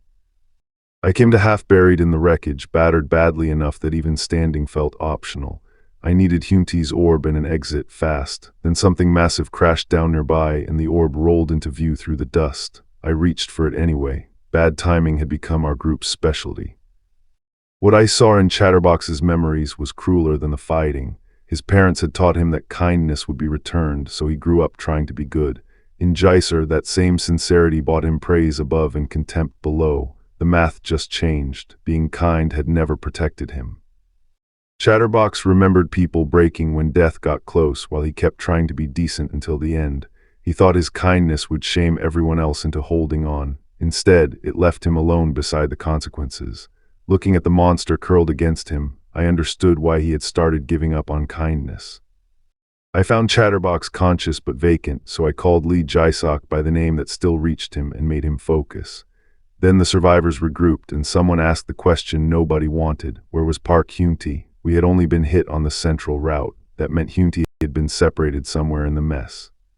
I learned Major Jang Jisoo and Jungwon were still moving on the right route while our group had been in the middle. We still had a chance, but the bigger emergency was Chatterbox. I had taken the gem orb for myself in the rush. His condition was bad, so the others made me feed it to him now.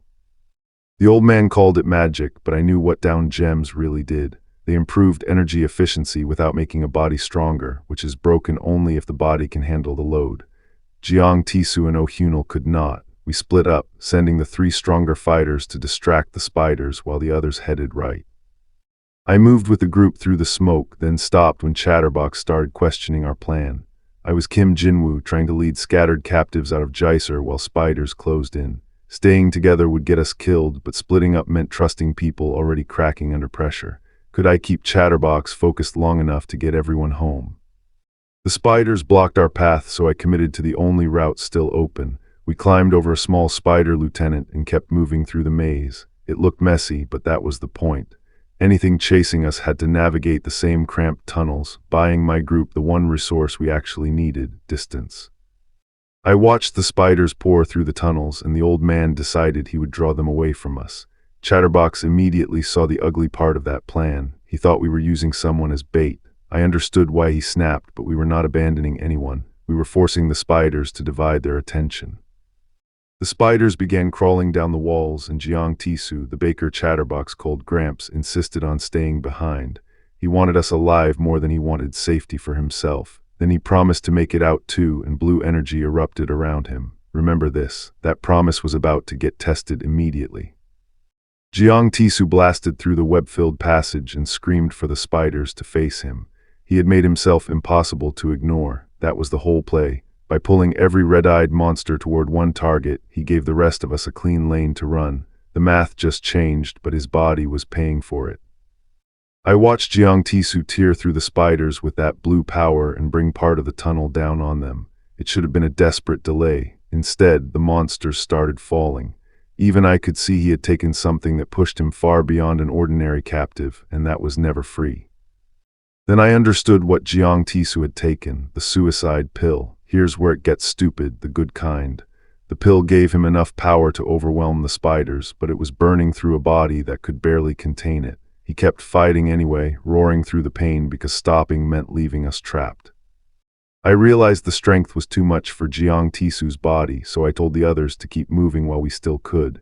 Chatterbox froze when he heard his real name. Jiang Tisu was not just another survivor to him. He was his friend, the man who had promised him bread, and that small promise hit harder than the spiders.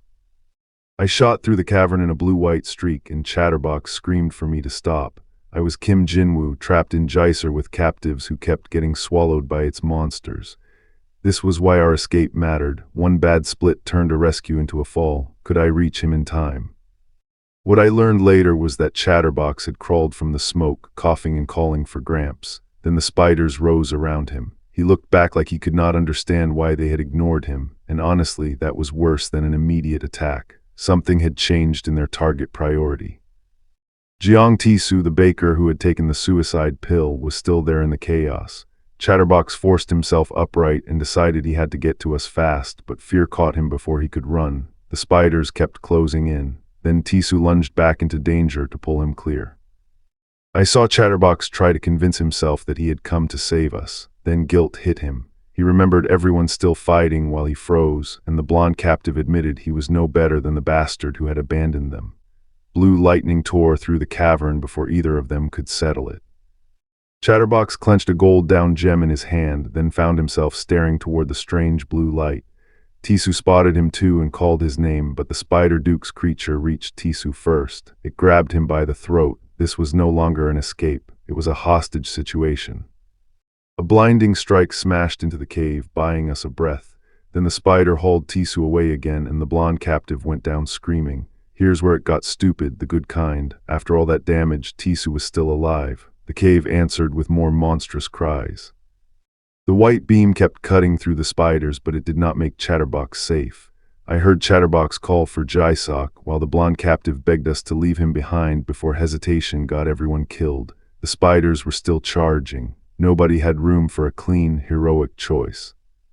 I followed the violent white glow as it split the battlefield and exposed the cavern below. Then Jaisok shouted for me to look over. I did, and there it was, the Spider Duke. After everything that had chased us through Jaiser, the real problem had finally stepped into view. I sprinted through the smoke toward Chatterbox, the Jaiserian child, only to realize the spiders flooding the tunnel were not the Spider Duke. They were its minions. I was Kim Jinwoo trying to lead escaped captives out of Jaiser, and the swarm had turned our escape into a death trap. So why were they leaving Chatterbox behind? What I learned later was worse than the swarm. Chatterbox did not beg for rescue. He stared at the old captive everyone called Gramps and asked for bread because that promise was holding him together. Gramps had been buying food for all of us. Then Chatterbox said it again. He wanted to eat bread. I later learned Gramps saw the spiders closing in and forced a path through them for O'Hunel, our captive chef. Hunel came back anyway, shouting that he was there to save him. Gramps was furious, not grateful. He had sent Hunel flying away to keep him alive, and Hunel had thrown that chance away. Gramps refused to abandon Chatterbox, even if it meant dying beside us. Then he showed the kid a glowing down gem. The report said its effect would fade within seconds, which sounded manageable until I saw the energy flare between their hands. Remember this, that tiny gem was about to make the cave a much worse place to stand. Here is where it got stupid, the good kind. Gramps insisted down gems were not magic artifacts, but the power was clearly wrecking his control. Chatterbox called him out, and Gramps answered by telling him to look at his legs. Both of them were crippled, the cave was still closing in, and Gramps was barely staying conscious. The power finally burst loose. I learned that Chatterbox unleashed a blinding wave through the cave while Gramps screamed for Hunel to keep Chatterbox safe.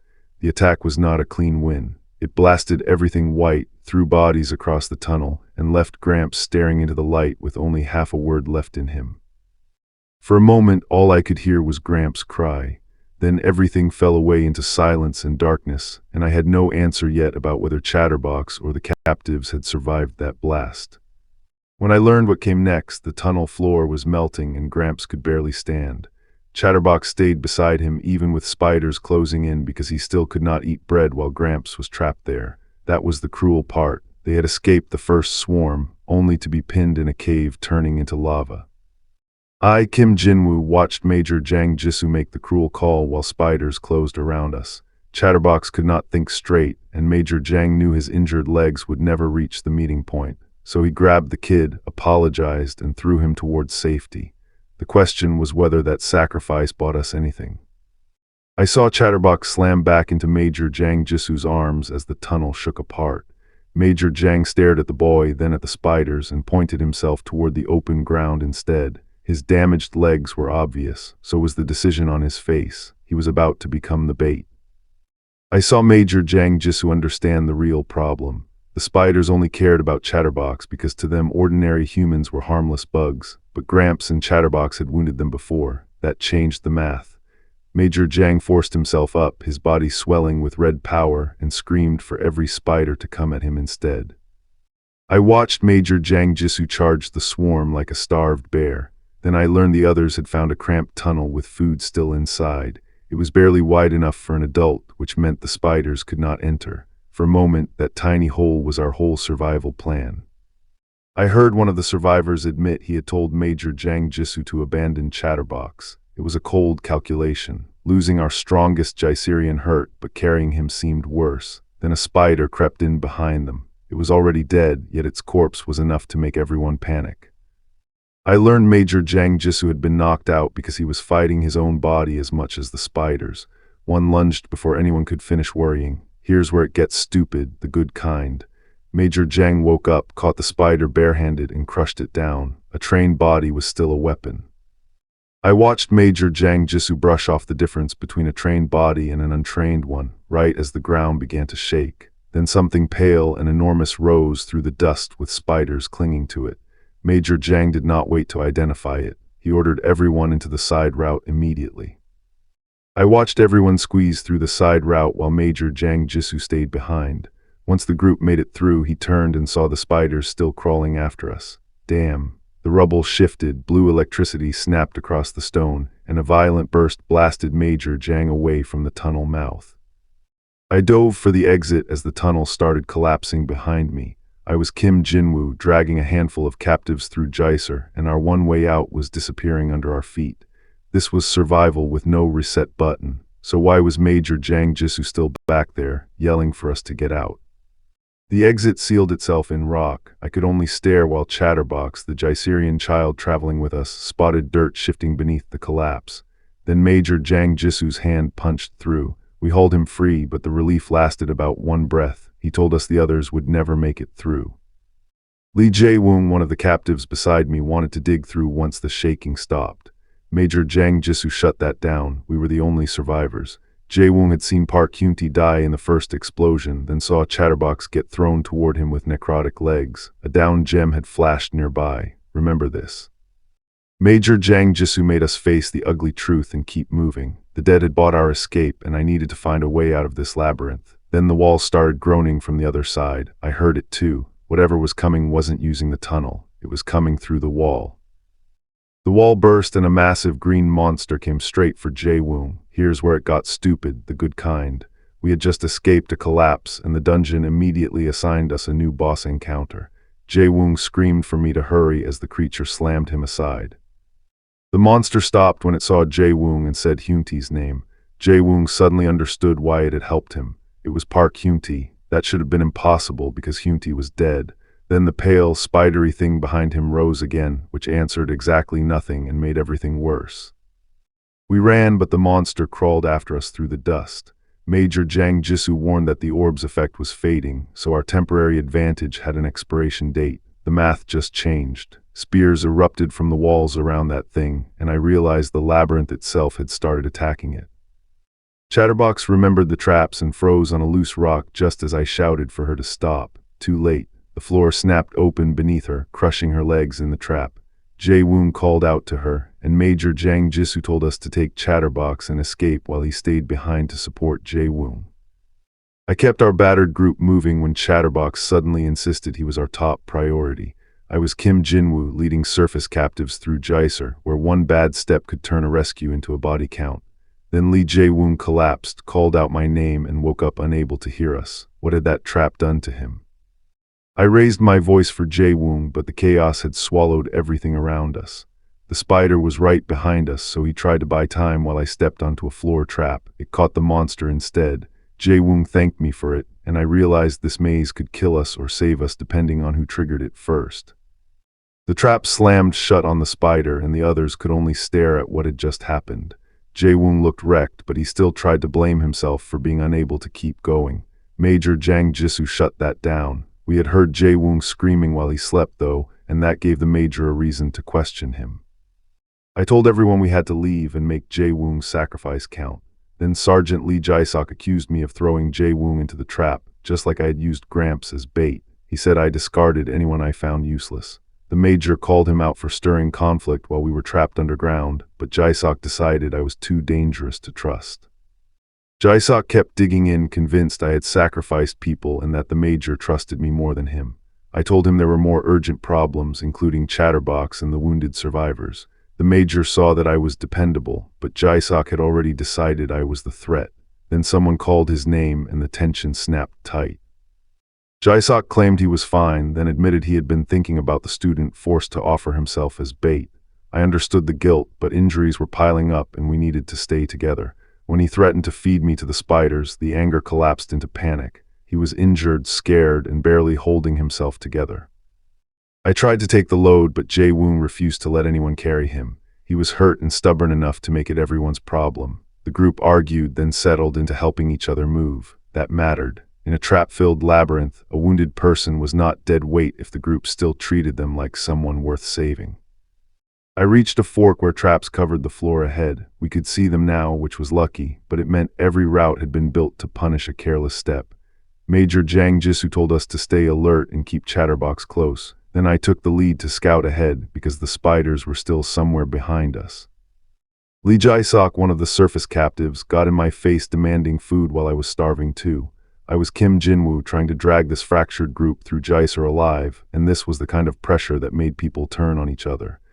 Major Jang Jisoo shut it down, but Jae-sok still accused me of dodging responsibility. Then I recognized him. Why was he here? What I learned was that Jae-sok had been carrying his own rage since the second floor. He admitted I had saved him there, then blamed the group for failing to pull together afterward. Major Jang Jisoo promised we would get out, even if he had to shoulder the burden himself. Jae-sok handed him a note, and the Major went to check the route alone. The Major thanked Jae-sok for understanding, then walked away with that tired, steady, confident soldiers somehow found when everyone else was breaking. Jae-sok watched him go and finally understood the truth. The Major had reached his limit too. Nobody was being brave because they were fearless. Then Jae-sok heard something moving in the dark. Jae-sok saw the Major nearing a massive mouth hidden inside the tunnel. He called out for me, desperate for help, but I was nowhere in sight, so he made the only choice left to him. He stepped toward that thing himself, still insisting he was serious about getting everyone out. Then the monster opened wider and screamed my name. Jaisok charged the creature anyway, screaming that I had trusted him. It was reckless, ugly, and honestly mid as a plan. The monster swatted him through the tunnel like he weighed nothing. He hit the ground hard, staggered up, and found himself staring at a dead end. That was when panic finally caught him. Trapped, Jaisok pulled out a suicide pill. It could boost his power for 60 minutes, but the name told him exactly what kind of bargain it was. He swallowed it because dying helplessly was worse. The monster attacked before the boost could feel heroic, and Jaisok was suddenly fighting just to keep breathing. Here's where it got stupid, the good kind. The pill let Jaisok resist long enough to turn the monster's crushing assault into a desperate counterattack. He was still getting ragdolled, but the creature started breaking apart around him. The math changed because one temporary power spike gave him a window to hurt something that had treated him like food. Jaisok drove through the collapsing monster as its body thrashed and buried the tunnel in debris. When the dust settled, a green, segmented creature lay nearby, and Jaisok was still alive. Barely. He looked toward the strange survivor in the rubble, confused by what he had just seen. The tunnel had stopped being an escape route. It was a battlefield now. I later learned Park Hyun-tae had held a down gem in his palm instead of eating it. That was the kind of choice that kept someone alive in Jaisur, or got them killed. He had survived the blast, realized I had protected the others, then blamed me, Kim Jinwoo, for abandoning them. So why refuse the gem? Park Hyun-tae believed eating the down gem would only stall the spider while I escaped. He wanted Lee Jae-sok to reach the surface alive, even while he cursed me for using people as disposable pieces. Then he admitted the truth. He had trusted me because he wanted to believe someone could be different. His hand let go. Park Hyun-tae later told Lee Jae-sok he was grateful to me. He had spent his life making everyone else happy while neglecting himself, and I had made him see how hollow that kindness had become. Broken and tired of being used for entertainment, he wanted another chance. Jaisur had granted it, but remember this, nothing there came free. What I learned next was that Major Jang Jisoo and the others spotted Park Hyun-tae in the tunnel. Hyun-tae said he had not followed them to save them. He had finally caught up. His red-eyed smile made the meaning clear before the words did, and something waited in the darkness behind them. I remembered kneeling in the dark, wishing I had been more shameless and begging for another chance. Then a voice entered my head and called humanity prey in Jaisur. It claimed to supervise the evolution of pitiful creatures, and it offered me a new chance. The catch was simple. It needed a host. The voice showed me its former host, a failed soldier whose body had died with only his head intact. Mine was still usable, so it offered me that body and its power. Here's where it got stupid, the good kind. I told the giant eyeball to stop acting superior. We were both desperate for a host. The creature tried to corner me with life or death. I refused the bait. I had been prepared from the beginning, and I told it the choice was mine. Then I accepted it on my terms. I would give it a new opportunity, but I would be the one in command. The surrounding eyes opened anyway. Back in the tunnel, Park Hyun-tae announced he had caught up to Major Jang Jisoo's group. They remembered he had stopped the spider, but his body was wrong now. Hyun-tae said he still had not fully used his power. He wanted to return, consume the spider and a human, and I learned he was not taking orders anymore. I pointed at Park Hyun-tae's twisted new body and demanded answers. I was Kim Jinwoo, trapped in Jaisur with survivors who were starting to turn on each other. Hyun-tae claimed a parasite had become part of him, then asked how I could call him a monster after everything he had done for us. So who was really controlling whom? Park Hyun-tae's anger finally spilled over. He said he had spent months guarding spiders, calming soldiers, and caring for Major Jang Jisoo, only for us to judge him on sight. The Major apologized and admitted Hyun-tae had worked hard. That should have calmed him down. Instead, Hyun-tae fixated on one thing, only now. Hyun-tae laughed off the pain and called himself a newly evolved human, perfectly adapted to Jaisur. Then he offered us the same chance. Here's where it gets stupid, the bad kind. His version of evolution meant we had to let him eat us so he could become complete. I had one response. What? Hyun-tae lunged and Major Jang Jisoo shoved me toward Chatterbox, ordering us to run. The exit was blocked, so the Major told us to retreat while he faced Hyun-tae himself. Hyun-tae wanted me handed over and insisted a monster controlled him. The Major saw through it. Hyun-tae snapped and told him to cut the bullshit.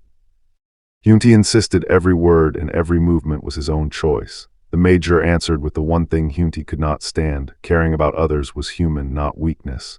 Hunty called himself a newly evolved human. Major Jang Jisoo shut that down. He was an infected zombie, and the Major refused to let him take another step.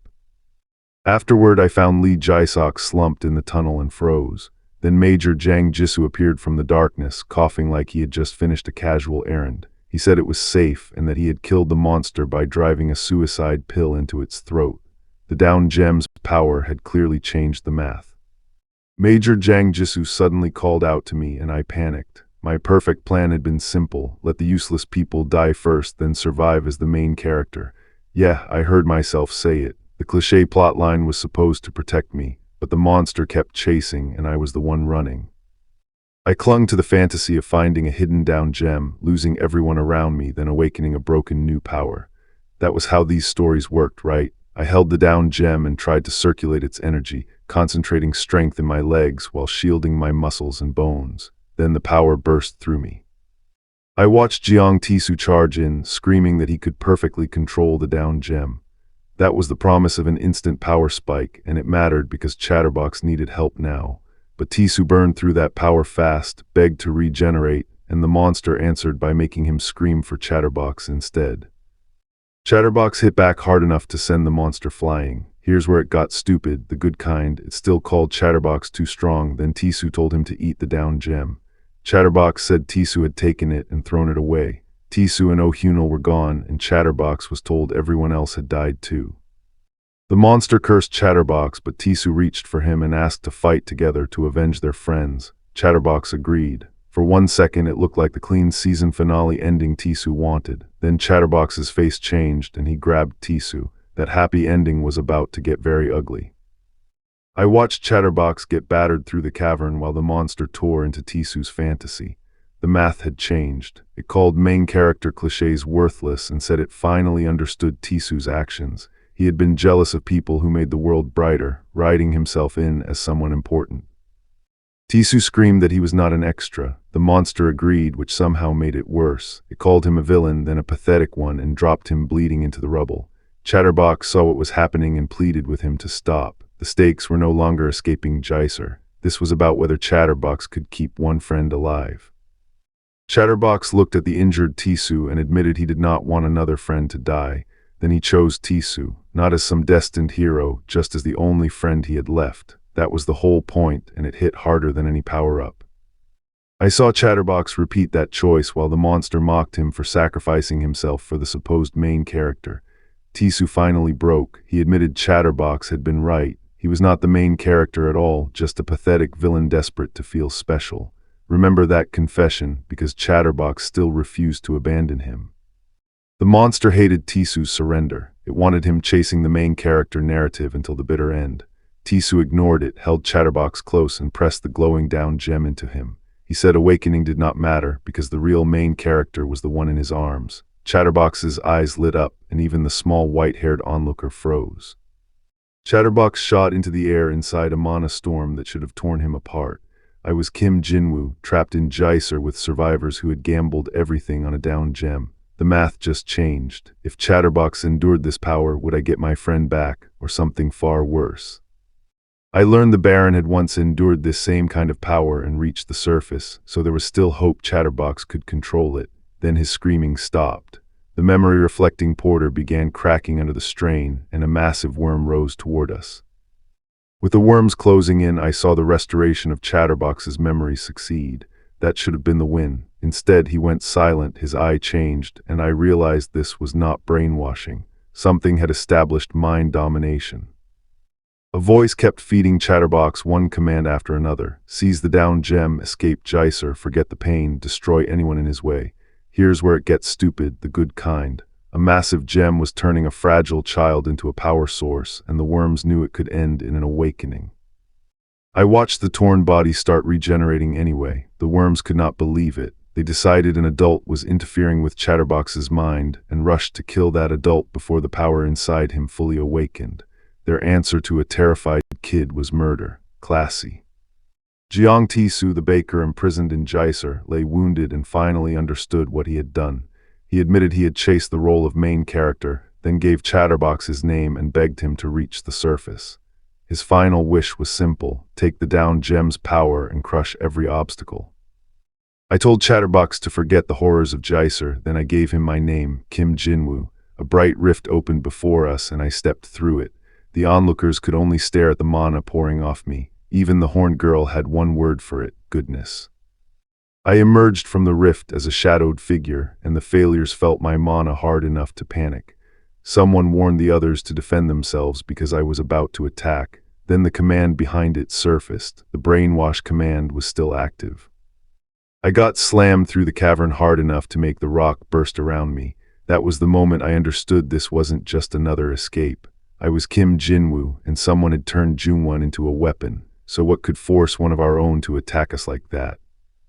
I watched Junwon howl and crash down in a spray of blood while Soohyang froze at the sight of him.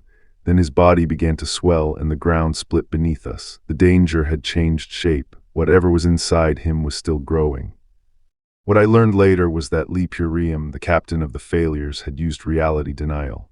The broken reality around Junwon was false, and Lee Purium forced him back where he had been as if he had never moved. Broken skill, honestly. It erased the result instead of blocking the attack. Reality denial saved us, but it nearly destroyed Lee Purium's eye. He admitted he could use it only once more before losing that power for good. Then we saw the cost of Junwon's awakening. His body was enormous, his mind was gone, and the brainwashing had pushed his emotions and senses past their limit. I saw that the down gem had swollen Junwon from roughly 2 meters to over 10. That kind of mana storm could not be controlled by brainwashing alone, which meant there was something more dangerous in him. We still had a job: keep him contained until his younger self reached the surface. The explanation was brutally simple. The brainwashing carried 3 commands: absorb the down gem's power, remove every obstacle, and reach the surface. The order mattered because it gave the rampage a destination. I needed Junwon held in place, even if the 10th floor was a terrible place to wait. I watched the demon decide to speed up the flashback, and the group saw Junwon's monstrous silhouette moving again. Even a giant worm could be crushed by that force. Then the demon raised a hand and wrapped the whole area in a red containment barrier. Finally, we had a way to stall him. I told everyone not to interfere. Soohyang could stop, and Junwon was no longer in control, but the damage to my family still had consequences. I faced him myself. Here's where it gets stupid, the good kind. I let my hardened arm transform and asked Junwon one question: how much stronger had he gotten? I stepped into Junwon's rush and watched him square up like this was a simple strength check. I was Kim Jinwoo, and my friend had become a mana-fed monster under mind domination. This was where the math changed. Could I put him down without destroying the person trapped inside? Junwon drove in hard, and I answered by knocking him down. It bought me exactly 1 breath. Then he surged back up, grabbed hold of me, and slammed me through the rock. The restraint was already failing, which meant this stopped being a spar the second he got his hands on me. I threw Junwon off and hit him cleanly. Nothing. I had already damaged him, but mana had wrapped around his body like armor. That was the problem. It turned every ordinary hit into wasted effort, while his strength stayed fully online. Still, I found an opening and knocked him back. I told Junwon the ugly truth. He was fighting like a Jaiser beast. All instinct and brute force and technique still decided a real fight. He could not hear me anyway. His eyes went blank. He lunged in again, and I blocked the strike before driving my own fist into him. Junwon suddenly realized I had tricked him, and that awareness made the moment worse, not better. I called on the parasites to heal my injured eye. The cracked pupil restored itself, but the mana around Junwon erupted and hardened his body into something even more monstrous. Here's where it gets stupid, the good kind. What I heard from the creature inside Junwon was pure disbelief. It had expected its mana storm to rip me apart, but I had completely restrained it instead. Then it decided my human body had to be inferior and threw everything it had at me. That assumption was about to cost it. The mana storm became a spinning wall of force, and even Junwon's parasite could not accept that I was still standing. I slipped inside its attack, struck through the opening, and sent him reeling. It screamed as the exchange turned against it. Raw output looked terrifying, but it still had to connect. I came down from above and drove Junwon into the ground hard enough to blast up a pillar of dust and stone. When the debris settled, his armored body was still there, twitching and chattering. I clenched my fists as the fight refused to end. So much for one clean knockout. I watched Park Hyun-tae lie crushed beneath the rubble, one ruined eye still open. This was why I fought to save people in Jaiser, because even a kid called Chatterbox could be forced to carry a choice like this. Park accepted death if Chatterbox was the last survivor, but could a terrified child actually do it? Chatterbox recognized Park Hyun-tae and promised to save his friend. Then the mind domination dug in. It fed him the simplest possible command: kill the obstacle, destroy everything in my way. Chatterbox fought it with one stubborn truth: friends were not meant to kill friends. Park begged for an end anyway. Chatterbox finally broke. He fled while Park screamed for him to come back, and Park was left alone under the stone with the memory of dying that way before. That was the ugly part of mind domination. It did not just control bodies. It turned the people I wanted to protect into each other's nightmares. Back in the rubble, I checked my right eye. It still worked, but the parasites inside me made their price clear. They claimed we were one body and said I could have saved my eye and arm by using their power. I called them what they were: a parasite that had entered me without permission. The parasites offered survival again. I refused. Kim Jinwoo was not about to hand over the controls just because the emergency button looked convenient. The thing withdrew into the dark, then my opponent crashed back into me. So much for a clean break. The fight was still very much alive. I got launched through the rocks again, and the parasites immediately suggested I use their arm. I told them to fuck off. That mattered because borrowed power is never free, especially when the lender already lives inside my body. I dragged myself upright as the next impact came down. I was running out of room and time when giant worms started bursting from the ground around me. Soo-hyung, one of the failure scouts, could not count them. There were simply too many. That changed the stakes fast. I was no longer dealing with one threat trying to crush me. The worms had gathered from all over the area, and I could not even find my weapon in that mess. I told the failures to protect the demon while I pulled the worm's attention. Then the voice inside me made its move again. Use the down gems. Here's where it gets stupid, the good kind. I drove a down gem straight into my torso, and a mana storm tore across the battlefield. I was Kim Jinwoo, and I was gambling my own body to pull the giant worms away from everyone else. If I could turn their power into mine, the math just changed. But could I survive it? Later, I learned the others only hoped I could stall. I hit the ground while the parasites started searching the nearby giant worms for down gems. Then the worms closed in around me, gems glowing inside their bodies. That was the real play. I had brought the loot to me. I tore through the giant worms and ripped their down gems free. No drawn-out fight. The worms had become walking mana containers, and I was harvesting them before they could bury me. I came up with gems clenched in both hands, then forced even more power into my body. What I only found out later was how horrifying I looked from the outside. Even a Jaiserian body should not have endured that intake. My body was breaking down and regenerating at once, so every second hurt like hell. But that pain let me absorb the down gems at maximum efficiency. The man watching me finally understood the problem. I was not surviving because I was normal. Then reality itself started to split apart around him. The truth I saw was false, fibrosis. Remember this, because that distortion was about to turn my desperate power-up into someone else's opening. Fibrosis wrapped me in pale strands before I could react. The parasite seized a down gem and launched itself forward, leaving me behind in the blast. I got back to my feet just in time to see it knot itself into a living mass. So what the hell was it doing with my body? The parasite answered for itself. It had taken control of a body to extend our existence, and it had planned to steal one from the start. Then it emerged in that stolen form, calm as ice, saying the captain was only being borrowed. 10 minutes was all its stored power could maintain. The demon decided the possessed captain could not be safely captured or knocked out, so it would have to kill him. The black merchant group's threat did nothing to slow that decision. It moved to cut off his limbs, but I broke free and struck back. The fight had just become personal. The monster blasted me into the air, and I still told it physical attacks would do nothing to me. I was Kim Jinwoo, trapped in a fight where brute force had already failed. That was the point of my body now. But when its mass kept hurling me through the air, I had to ask one thing: what could actually stop it? I got flung through that spinning white void, then driven down again by the creature's huge gray limbs. Here's where it got stupid, the good kind. It was not trying to beat me cleanly. It was trying to bury me under enough force that my supposed immunity stopped mattering. I crawled out of the rubble and confirmed the impact had done no damage. The math just changed. If physical force could not hurt me, I had to attack the creature's joints until its limbs failed off.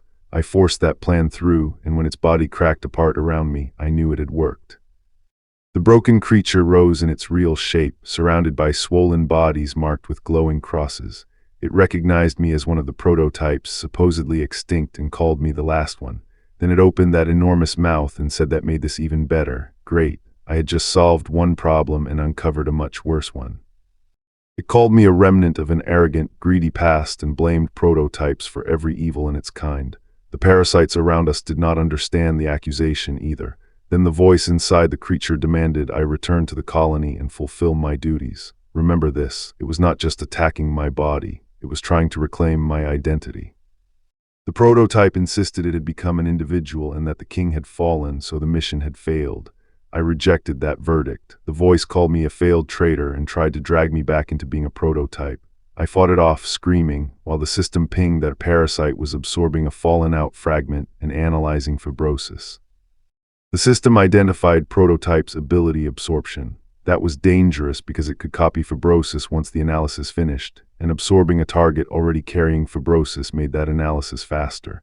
I had no clean move left, so I relied on my host. Then I saw something had been planted inside his body, and the parasite demanded I kill him.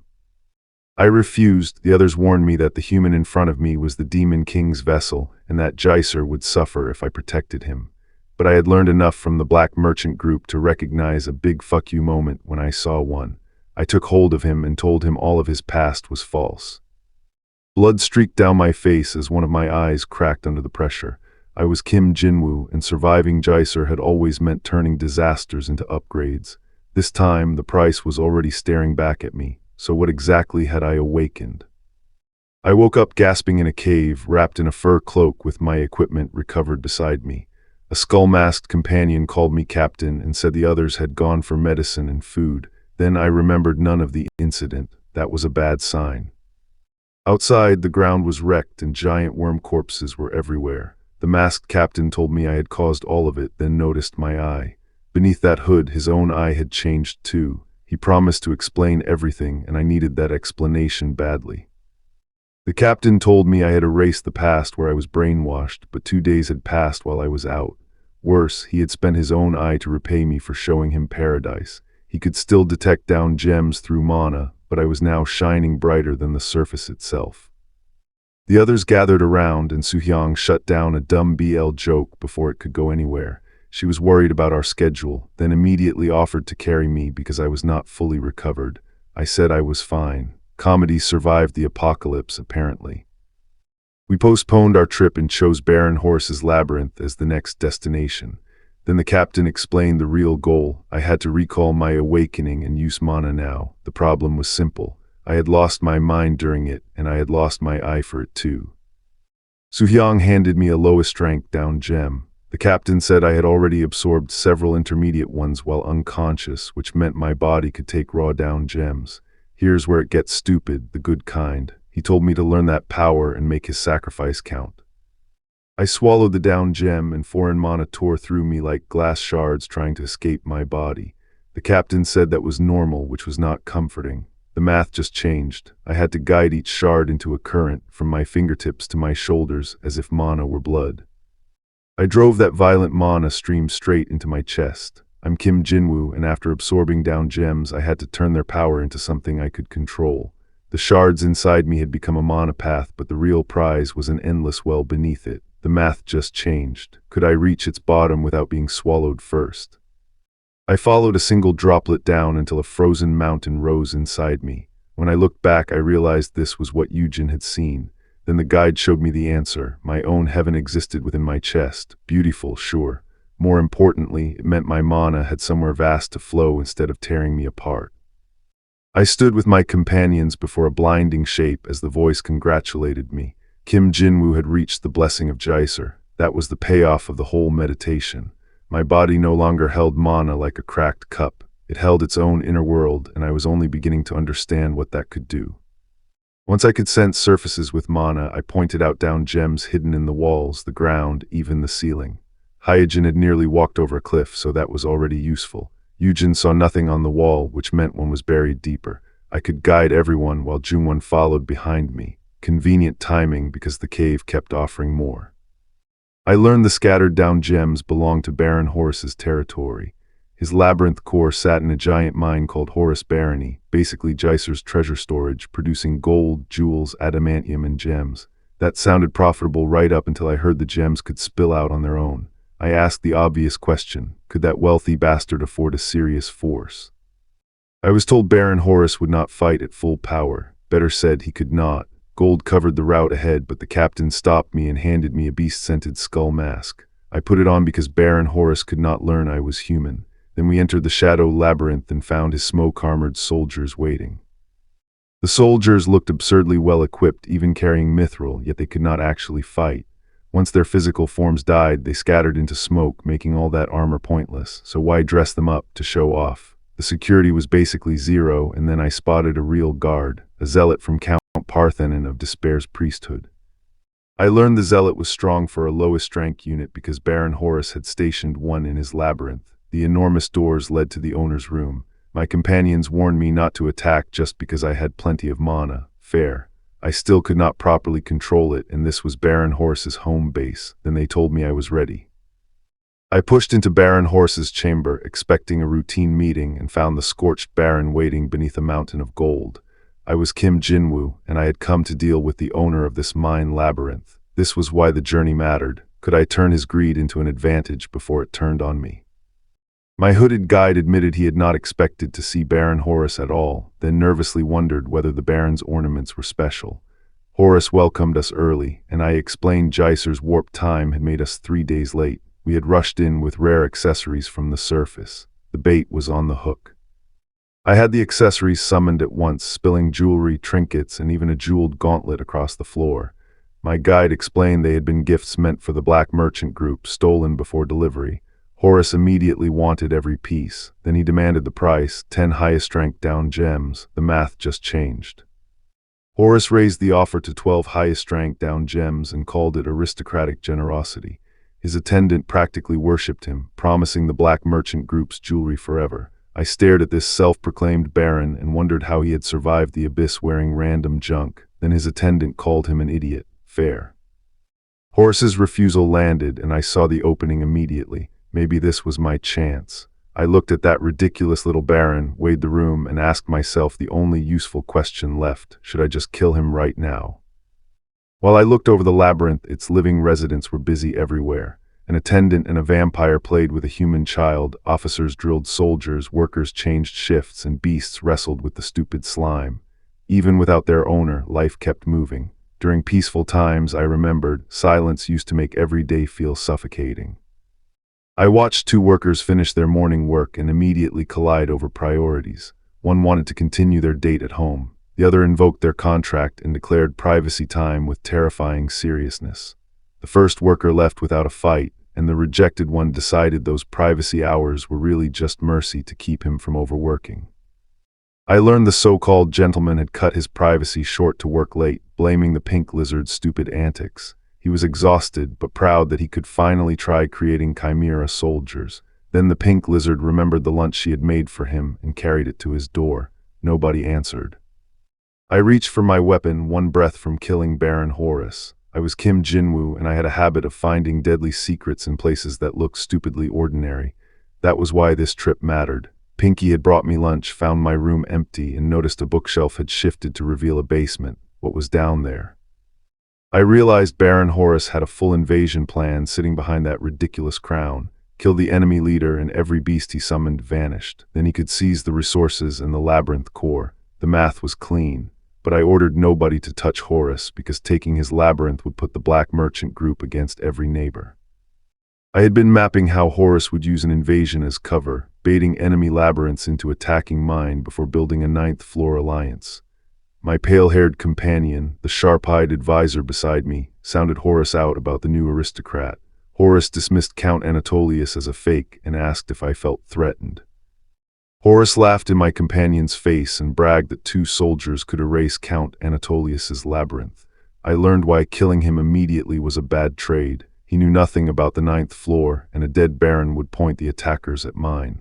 Later, I admitted I had nearly attacked. In the cave, my pale-haired companion pointed out that killing Horus might have cost me more than I expected. He seemed like an idiot, but he owned fertile 10th-floor land, and darkness protected him. Until that darkness was removed, nobody, not even Count Anatolius or the Spider Duke, could kill him. If I attacked, I'd be the one split in two. So I got the answer. The trap was Baron Horus's flame of darkness. I only had to flash a light while striking, and the counterplay sounded almost insultingly simple. Here's where it gets stupid, the good kind. A supposedly untouchable Baron had a hard counter. Then a small figure appeared in the purple glow beyond the doorway. What I only learned later was that Gloomy, a Naga worker, had finished building a new body. It held every trace of miasma he could find in the labyrinth except the secret room, but he could only possess it slowly. The rush had cracked his miasma, leaving one chance. He even mourned the meals and Naga workers he would lose. I later learned Pinky promised Gloomy she would return after leaving the labyrinth. Gloomy froze. He followed her outside, called her name, and asked if she had found out. When Pinky came closer, the thought inside him changed everything. He believed he had to kill her. I later learned Gloomy had already flooded the chamber with miasma and caught Pinky inside it. This was supposed to be a quick kill, but Pinky was still moving, still coughing, and that changed everything. I am Kim Jinwoo, ruler of the Naga Labyrinth, and the question was why Gloomy could not finish a worker he should have erased instantly. Gloomy demanded to know why Pinky had come back when she was supposed to leave him alone. He had enough miasma to kill a Naga worker, but sustained exposure would hurt him too. Pinky reminded him that he had promised. Gloomy kept asking why he was hesitating, because his precious miasma was running out. Pinky's answer was hilariously simple. She had brought Gloomy lunch. He called it a lie, then saw the food she had made herself and completely short-circuited. Pinky had only wanted to spend more time with him. That tiny act of kindness hit harder than the miasma ever could. Gloomy still tried to harden himself and told Pinky that if she wanted him dead, then fine. But he was out of miasma, badly injured, and now she knew his secret. He should have killed her, he thought. Instead, Pinky was crawling toward him, and living beings suddenly felt sickeningly hard to hate. What I learned afterward was that the new Undertaker had been carried back half-burned and wrapped in bandages. The temple healer identified miasma corruption, not ordinary damage. Pinky admitted she had slipped past Gloomy's isolation of the corpses and injured his arms, which explained why he had protected her. The healer woke the Undertaker and warned him that his arms were worse than Pinky's. Pinky had crawled through the miasma room on his back even after half her skin burned away. Regular healing could restore flesh, but miasma corruption was a different beast, so both of them needed medicine and rest. The Undertaker thanked them, then immediately refused a month of rest because he planned to heal at the cemetery. Pinky wanted to follow. Their opposite personalities made the pair weirdly cute, but the healer had a report to make. Pinky suffered burns everywhere, while the Undertaker's severe burns were only on his arms. That injury pattern was the giveaway. Pinky should have been burned all over by the miasma, yet the Undertaker took lethal third-degree burns only on his arms while saving her. The healer put the math together. He had used necromancy, a broken kind of magic that used miasma as its catalyst instead of mana. I, Kim Jinwoo, later learned Gloomy and Pinky had staggered out of that miasma-soaked workroom in terrible shape. Pinky offered Gloomy a ride, but Gloomy's arms were burned too badly to hold on. Pinky's torso and tail were still intact, so she took the burden herself. That stubborn little worker refused to quit. Pinky finally asked why Gloomy had hidden the underground facility where Gloomy had tried to kill her. Gloomy brushed it off, but Pinky connected the obvious dots. As Naga workers, any threat inside the Naga labyrinth threatened them both. Gloomy's secret research needed a basement in the cemetery, and Pinky had figured out why. Pinky had already solved the mystery. Gloomy had been absorbing miasma from corpses, terrified the corrupted energy would hurt the other workers, so Gloomy isolated himself and suppressed it alone. Then Gloomy released it all at once. Here's where it gets stupid, the good kind. Pinky realized that ominous power was rare, and Gloomy immediately started thinking of uses. Gloomy admitted the research had produced a humanoid undead mount for Sir Baltsac, then panicked because a human riding it could expose our human labyrinth owner. Pinky called it a practice model. Gloomy wanted help making an undead horse, but imposed a hilariously strict contract, 4 hours together, 4 hours alone, and no interruptions. Pinky agreed instantly. What I learned later was that Gloomy still could not explain why Pinky had survived. Gloomy had no miasma left and could not continue the corpse research, so that thread stalled. Meanwhile, I started mana training and heard the first real estimate of my power. I carried more mana than a baron, maybe enough to rival Count Anatolius. The math just changed. My mentor told me to circulate mana through my body and use it as reinforcement.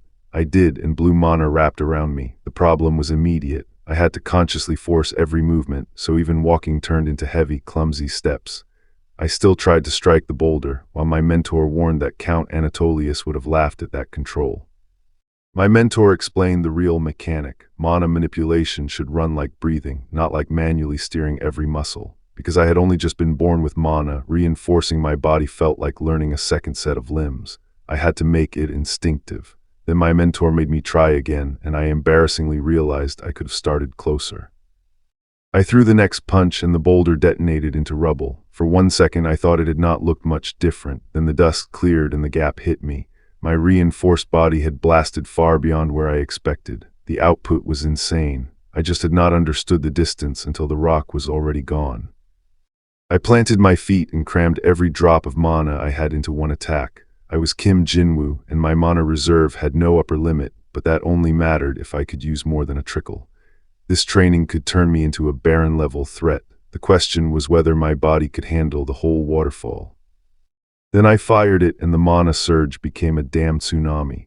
The blast swallowed the distance in front of me so completely that even my white-haired companion could only stare and ask what a tsunami was. Fair question. I had just given everyone their first look at what happened when my reserves actually opened up. When the light finally thinned, the shockwave was still tearing through the air. Everyone froze, then stared toward the distant impact like they had just watched a human body break the rules.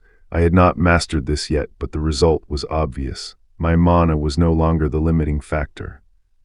The praise lasted about 5 seconds before I found the critical flaw. My arm started tearing itself apart from the strain. That was the cost of forcing this much mana through an unprepared body. I called for Yujin, our healer, to fix him up, because the test had nearly ripped his arm clean off. I let everyone question me, then asked them to explain the problem properly. Healing could patch damage, but it could not make a weak body safely contain ridiculous amounts of mana forever. The force behind my attack was only getting stronger. That made this more than a painful training accident. It was a real flaw. I explained the mechanic I had been working through. Every living body naturally toughened itself to contain its own power. The higher the mana, the sturdier the vessel had to become. My body had started reinforcing itself, but too slowly. I even sketched it out because apparently explaining broken power scaling required a cartoon bus. That gave my new attack one ugly restriction. I could only sustain it for about 3 seconds, so it was basically a finishing move. Still, 3 seconds of that output was plenty if I chose the moment right. Then training gave way to dinner, and the group immediately turned giant worm meat into the evening's most serious crisis. 3 days later I reached the dry pit, a clean marble labyrinth hidden beneath a wasteland.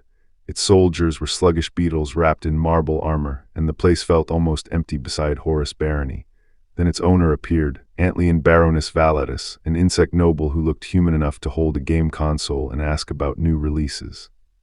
I watched Valatus turn a simple forest expedition into a full disaster assessment. She was supposedly lazy, but 4 days later she had led us into a place where every living thing looked hostile. Then a massive creature blocked the path, and I realized this was not sightseeing anymore. The math had changed. Could we even feed it without starting a war? I learned Valatus had been running low on food, which explained her sudden interest in hunting. The little thing had a serious appetite, then immediately got distracted by a deal with the black merchant group. We barely got useful information before meeting Baroness Zanuck of the Blue Skies. I was not nervous about her. That confidence had an expiration date. When I asked whether we were heading to Boreas's labyrinth, the answer was yes. Baron Boreas's eternal frozen land sat next on our route, and apparently he only ruled the 10th floor because the actual owner deserved the title of Baron. So I decided I would ask permission first. Then came the warning, no bared teeth, even if he attacked.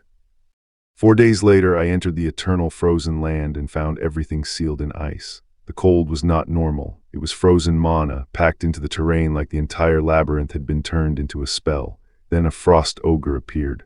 I told everyone to put on their masks because whatever was behind that hood did not feel like a beast. I saw the frost ogre's back covered in spear wounds, so Boreas had to be close.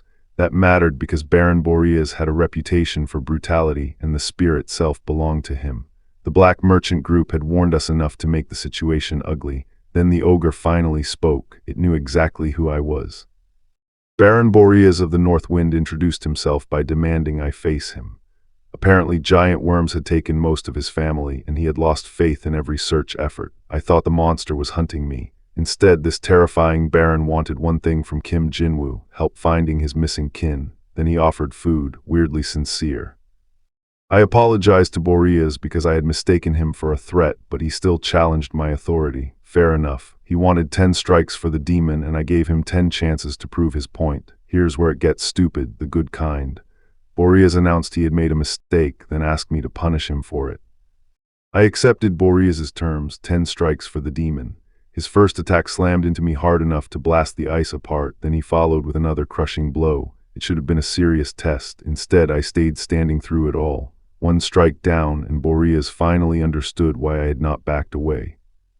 I, Kim Jinwoo, watched the 8th strike explode through the frozen ground as the demon finally buckled. That was the promise of this test. Power meant nothing if a single bad decision left someone else paying for it. The skull-faced frost ogre blamed himself for letting this happen, but would the 9th strike end her? The demon was holding on longer than anyone expected, but she had hit her limit. I heard the frost ogre repeat his warning not to bare our teeth, even if she attacked. He trusted her anyway.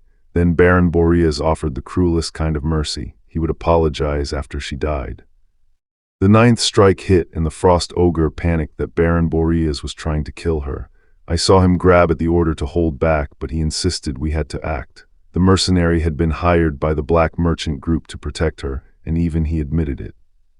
The mercenary explained that his orders came first through their Down Gems contract. Fair enough, but I watched Baron Boreas cut straight through that excuse. Killing her would break the black merchant group's non-aggression pact too. Then he politely asked for the solution, which was a very dangerous kind of politeness. The frost ogre dropped to the ground and asked to take the 10th strike in her place. That changed the stakes immediately. He was not begging to escape punishment. He was offering his own body for it, and I needed to know whether Baron Boreas would accept. The demon called out to Baron Boreas while the mercenary called the first 9 strikes pathetic. He accepted the 10th on one condition. A spear would be used. He could not dodge, but he could try to block it. The math just changed. This was no longer a punishment. It was a survival check. The frost ogre promised to overlook future misbehavior, then studied the spear like his life depended on it. It probably did. Hardening was unavailable, and dodging was banned, so I watched him realize he had one option left: block an aristocrat's full-force spear thrust somehow. I recognized the captain's pickaxe and remembered the rule. Mana could turn even a shabby weapon into something that stopped adamantium. Here's where it gets stupid, the good kind. The frost ogre understood he could imbue his own weapon, while Baron Boreas gathered everything into one spear thrust. Mana tore through my body and sprayed everywhere. I was Kim Jinwoo, and Baron Boreas had turned his 10th strike test into a survival problem. This was where brute force stopped mattering and control became everything. I could not focus the mana at all, so I took the only option left. Would my block hold? I flooded the whole area with mana, then forced every loose strand into one point. That was the broken part. Concentrated mana did not just add power, it stopped wasting it. The math just changed. The impact erupted upward and blasted the frozen ground into jagged wreckage. When the dust settled, I checked the survivors. Our captain had gone to protect our employer, and one strike had torn the place apart badly enough to make Jicer's future look grim. Then I found the wounded demon. She was unconscious but breathing. For the moment, that was enough. Baron Boreas, ruler of the eternal frozen land, laughed because his lethal attack had actually been blocked. He checked the damage, decided the punishment was over, and promised to overlook the misbehavior. He even kept the path open. Then he looked at the unconscious demon and made it clear this was not a negotiation. Several hours later, I was still paying for that block. The internal wound was bad, basically a stab wound made by forcing all my mana together. The frost ogre, the fighter who had warned me not to provoke Boreas, called it a good outcome anyway. If an ordinary mercenary had blocked Boreas and walked away clean, Boreas would have been much less forgiving. I admitted I had been wrong. The frost ogre said my stubbornness around Jicer's rules had nearly gotten the demon killed, though I would have stepped in again anyway. Then the failures owned up to it too. We had survived by taking safe routes and leaving people behind. Selfish, yeah, that was the point. The demon I had saved clung to me and thanked me. Then she thanked me again for saving her and told me I was different. That landed harder than the fight did. I had not earned praise like that by winning. I had earned it by refusing to leave her there. I held the demon close and finally saw a side of the black merchant group I had not expected. She apologized, but I told her she could have died. The frost ogre explained why her merchant had changed her from an imp into a demon. Imps died constantly. A demon could endure more. That raised an ugly question about their contract. I stopped in the frozen wastes when a beast crept up behind our group. I was Kim Jinwoo, ruler of the Naga Labyrinth, traveling with people ready to make the 10th floor's long-standing system fall over a dead merchant. That was the kind of grudge worth following. Could their war even begin before the monster reached us? The white-haired woman asked whether I was preparing for war, and I answered yes. She offered every bit of information she had, but said I had already paid her price. After one day of rest in Baron Boreas's territory, we moved again. 3 days later, I reached a fortress near Boreas's labyrinth and ran into him once more. I watched Baron Boreas, ruler of the eternal frozen land, inspect weapons from the surface. Guns interested him for a moment, but he dismissed them as garbage, and even bombs could not change his mind. He bought nothing and left. That explained why nobody lingered in his labyrinth. Then I learned our route still had 2 more labyrinths waiting for us. I had assumed Boreas was cold because of the atmosphere around him, but his people were surprisingly decent. Still, I kept my manners. I had learned enough from Baron Horus. 4 days later, we crossed the barren wasteland into Fallen Dragon's Nest. The trip was not over yet. 2 labyrinths remained, including one buried underground. I met Baron Barbarotos, the Lord of Fog, and his drunken demon energy was exactly as exhausting as it looked. I expected his petrifying breath to be the problem, but he was more interested in dragon blood and showing off black and blue dragons. We finished that visit without trouble, then spent 4 more days reaching the Mentillo's barony. I entered the Mentillo's chamber and found a labyrinth with no obvious defenses, just a sealed wall I could pass through like before. That was unsettling. The place itself looked plain, but its inhabitants were wrong. They were giant people-shaped creatures, yet they were not truly human. I had never seen anything like them. I learned these people had been driven underground after losing the surface, while beasts from the 11th floor had spilled into their land. Count Parthenon of Despair had elves and whole forces stationed here. I even spotted vampires, including Angela, my undead ally. Here's where it got stupid, the good kind. This was basically Parthenon's outpost. Mentillos did not act like a tyrant such as Boreas, and I could not even pin an aristocrat's identity on him. That made his warning worse. He told us to leave, then passed along Count Parthenon's message. Stop making rounds on the 11th floor. I took it for what it was. Parthenon was preparing to invade the 9th floor. I asked if the food tasted okay, and somehow that was the dangerous question. I was Kim Jinwoo, ruler of the Naga Labyrinth, and I had brought surface noodles to people who had apparently never eaten real food. The dried vines were a hit. The manners, catastrophic. 1 bite and they were acting like I'd deployed forbidden magic. Remember this. They called it paradise, then immediately accused the food of being a beast's trap. Fair concern, but I had only gone out for food and clothes because I'd promised them a meal. Hyojin was already losing it over the smell, so I clarified the truth. It was food, just food. The real catch was the ritual before eating it. I told them to shower, change into the clothes I brought, and keep their dirty hands off the spread. Their reaction to warm water was honestly more alarming than any monster. After setting out pizza and soda, I left them to it and headed for the demon in the cave. That was where this little charity trip got personal.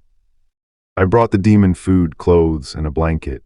The undefeated Baron lit up at the taste of surface food, then asked whether I could cut holes in the clothes for wings and a tail. Easy enough, but when she said she wanted to rest on the surface, the mood dropped. Heaven-earth agreement. That rule had teeth. The undefeated Baron wondered if angels existed too. I explained that nobody had seen them for over 1,000 years and that stepping onto the surface without a special spell would get her punished. Then she showed off her new clothes. I called them beautiful. One succubus joke later, I learned surface food could still override a demon's dignity. The undefeated Baron told me to go before the others caused trouble, so I promised I'd return soon. She said she would wait. Then after I left, I watched her reach toward the bright opening again and pull back. No fight, no system ping, just a demon testing the boundary that kept her underground. Back outside, the group still treated every meal like a possible ambush. I understood why. The abyss had trained them to stay alive by expecting the worst. Still, I told them this place was safe, with only wild beasts to worry about. They wanted to learn more, so I offered to talk over food. Reasonable negotiation strategy. I brought them to Jicer's 9th floor near the Naga Labyrinth, and we said our goodbyes. I told them the route from the 10th floor was difficult, but they could visit whenever they reached the surface. Then the undefeated Baron promised she would come see me, and I believed her. That promise mattered. I recoiled as the parasite thrashed out of the wounded captain and screamed for my blood. I was Kim Jinwoo, and apparently I had been carrying its dormant prototype this whole time. Here's why this mattered. Something inside me had tried to take control before, so why was this creature here to talk instead of kill me? The hooded parasite reached toward me and called me human. That alone was enough to make my brain stall. It said it had come to warn me about the prototype sleeping inside my body, which was a deeply unpleasant sentence to hear from a creature that looked like it had crawled out of a nightmare. My allies warned the Baron that this same parasite had taken over the captain before, while I tried to remember any of it.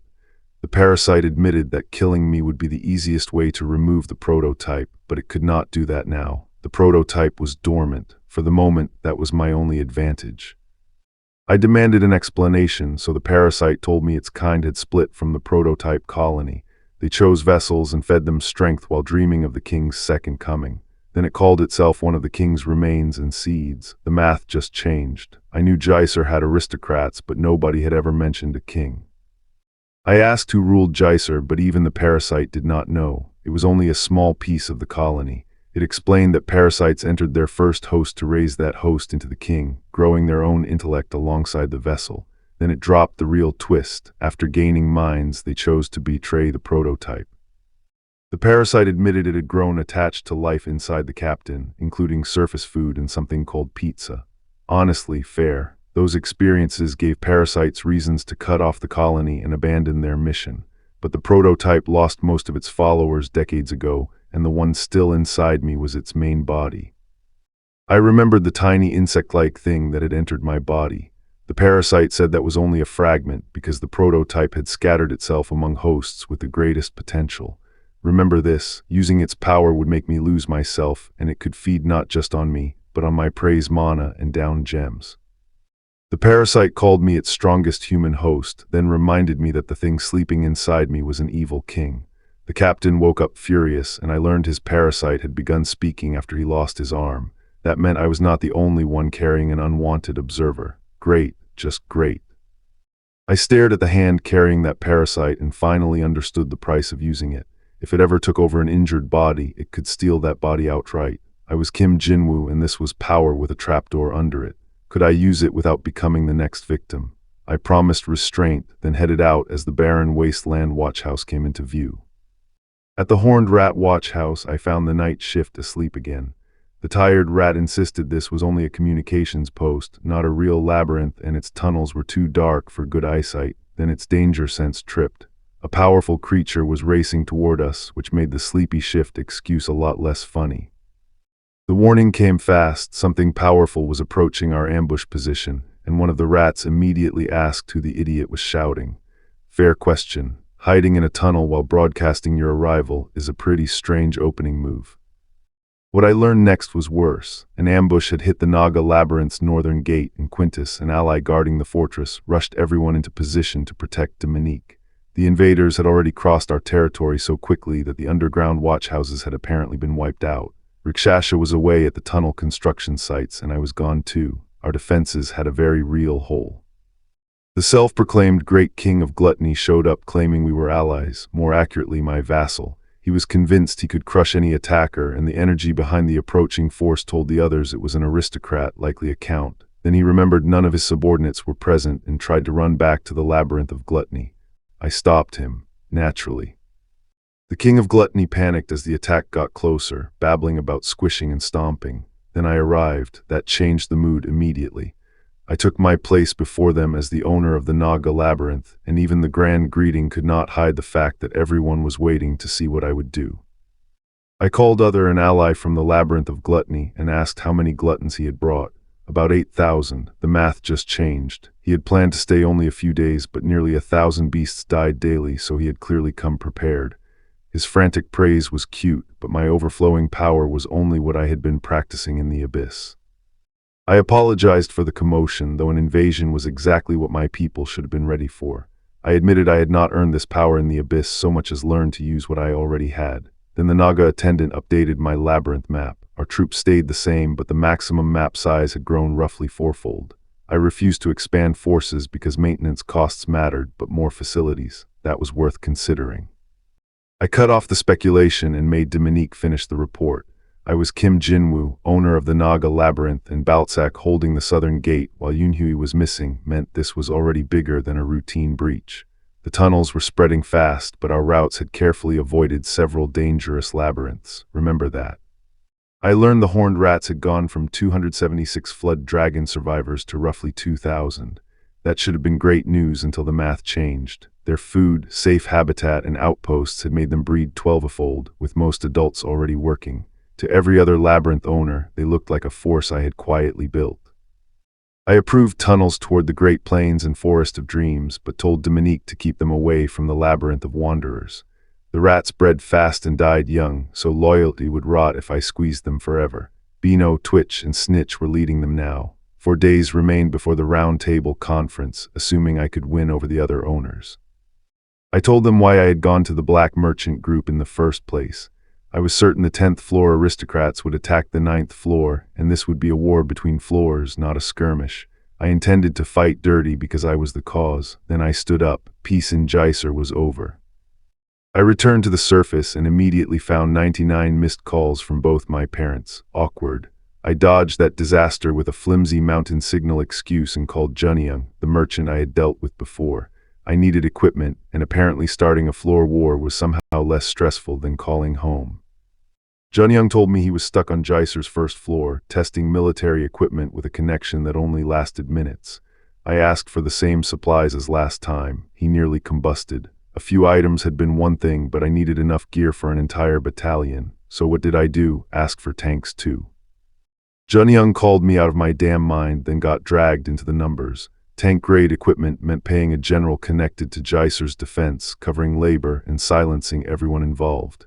In plain terms, corruption with extra paperwork. I let him keep calculating because I needed to know what this war would actually cost. Junyoung finally gave me the price, about 1.5 billion.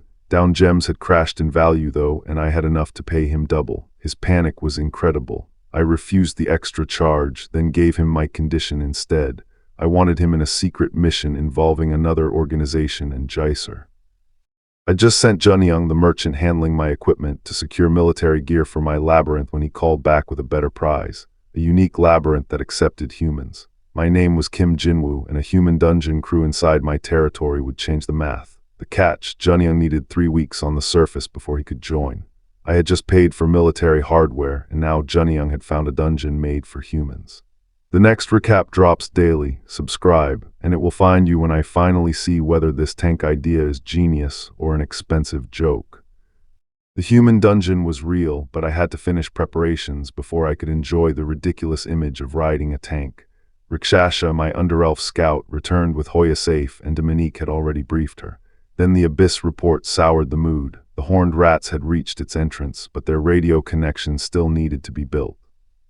I heard the horned rats were ready to meet me, so I followed them into their undercroft. They apologized for the cramped shelter, which was funny because every rat there said the Naga Labyrinth protected and rewarded them. Then they asked after Twitch. One young rat introduced himself as Tretch and mentioned a name I remembered. Tretch explained that his grandfather had once attacked me, and he had inherited that family's shame.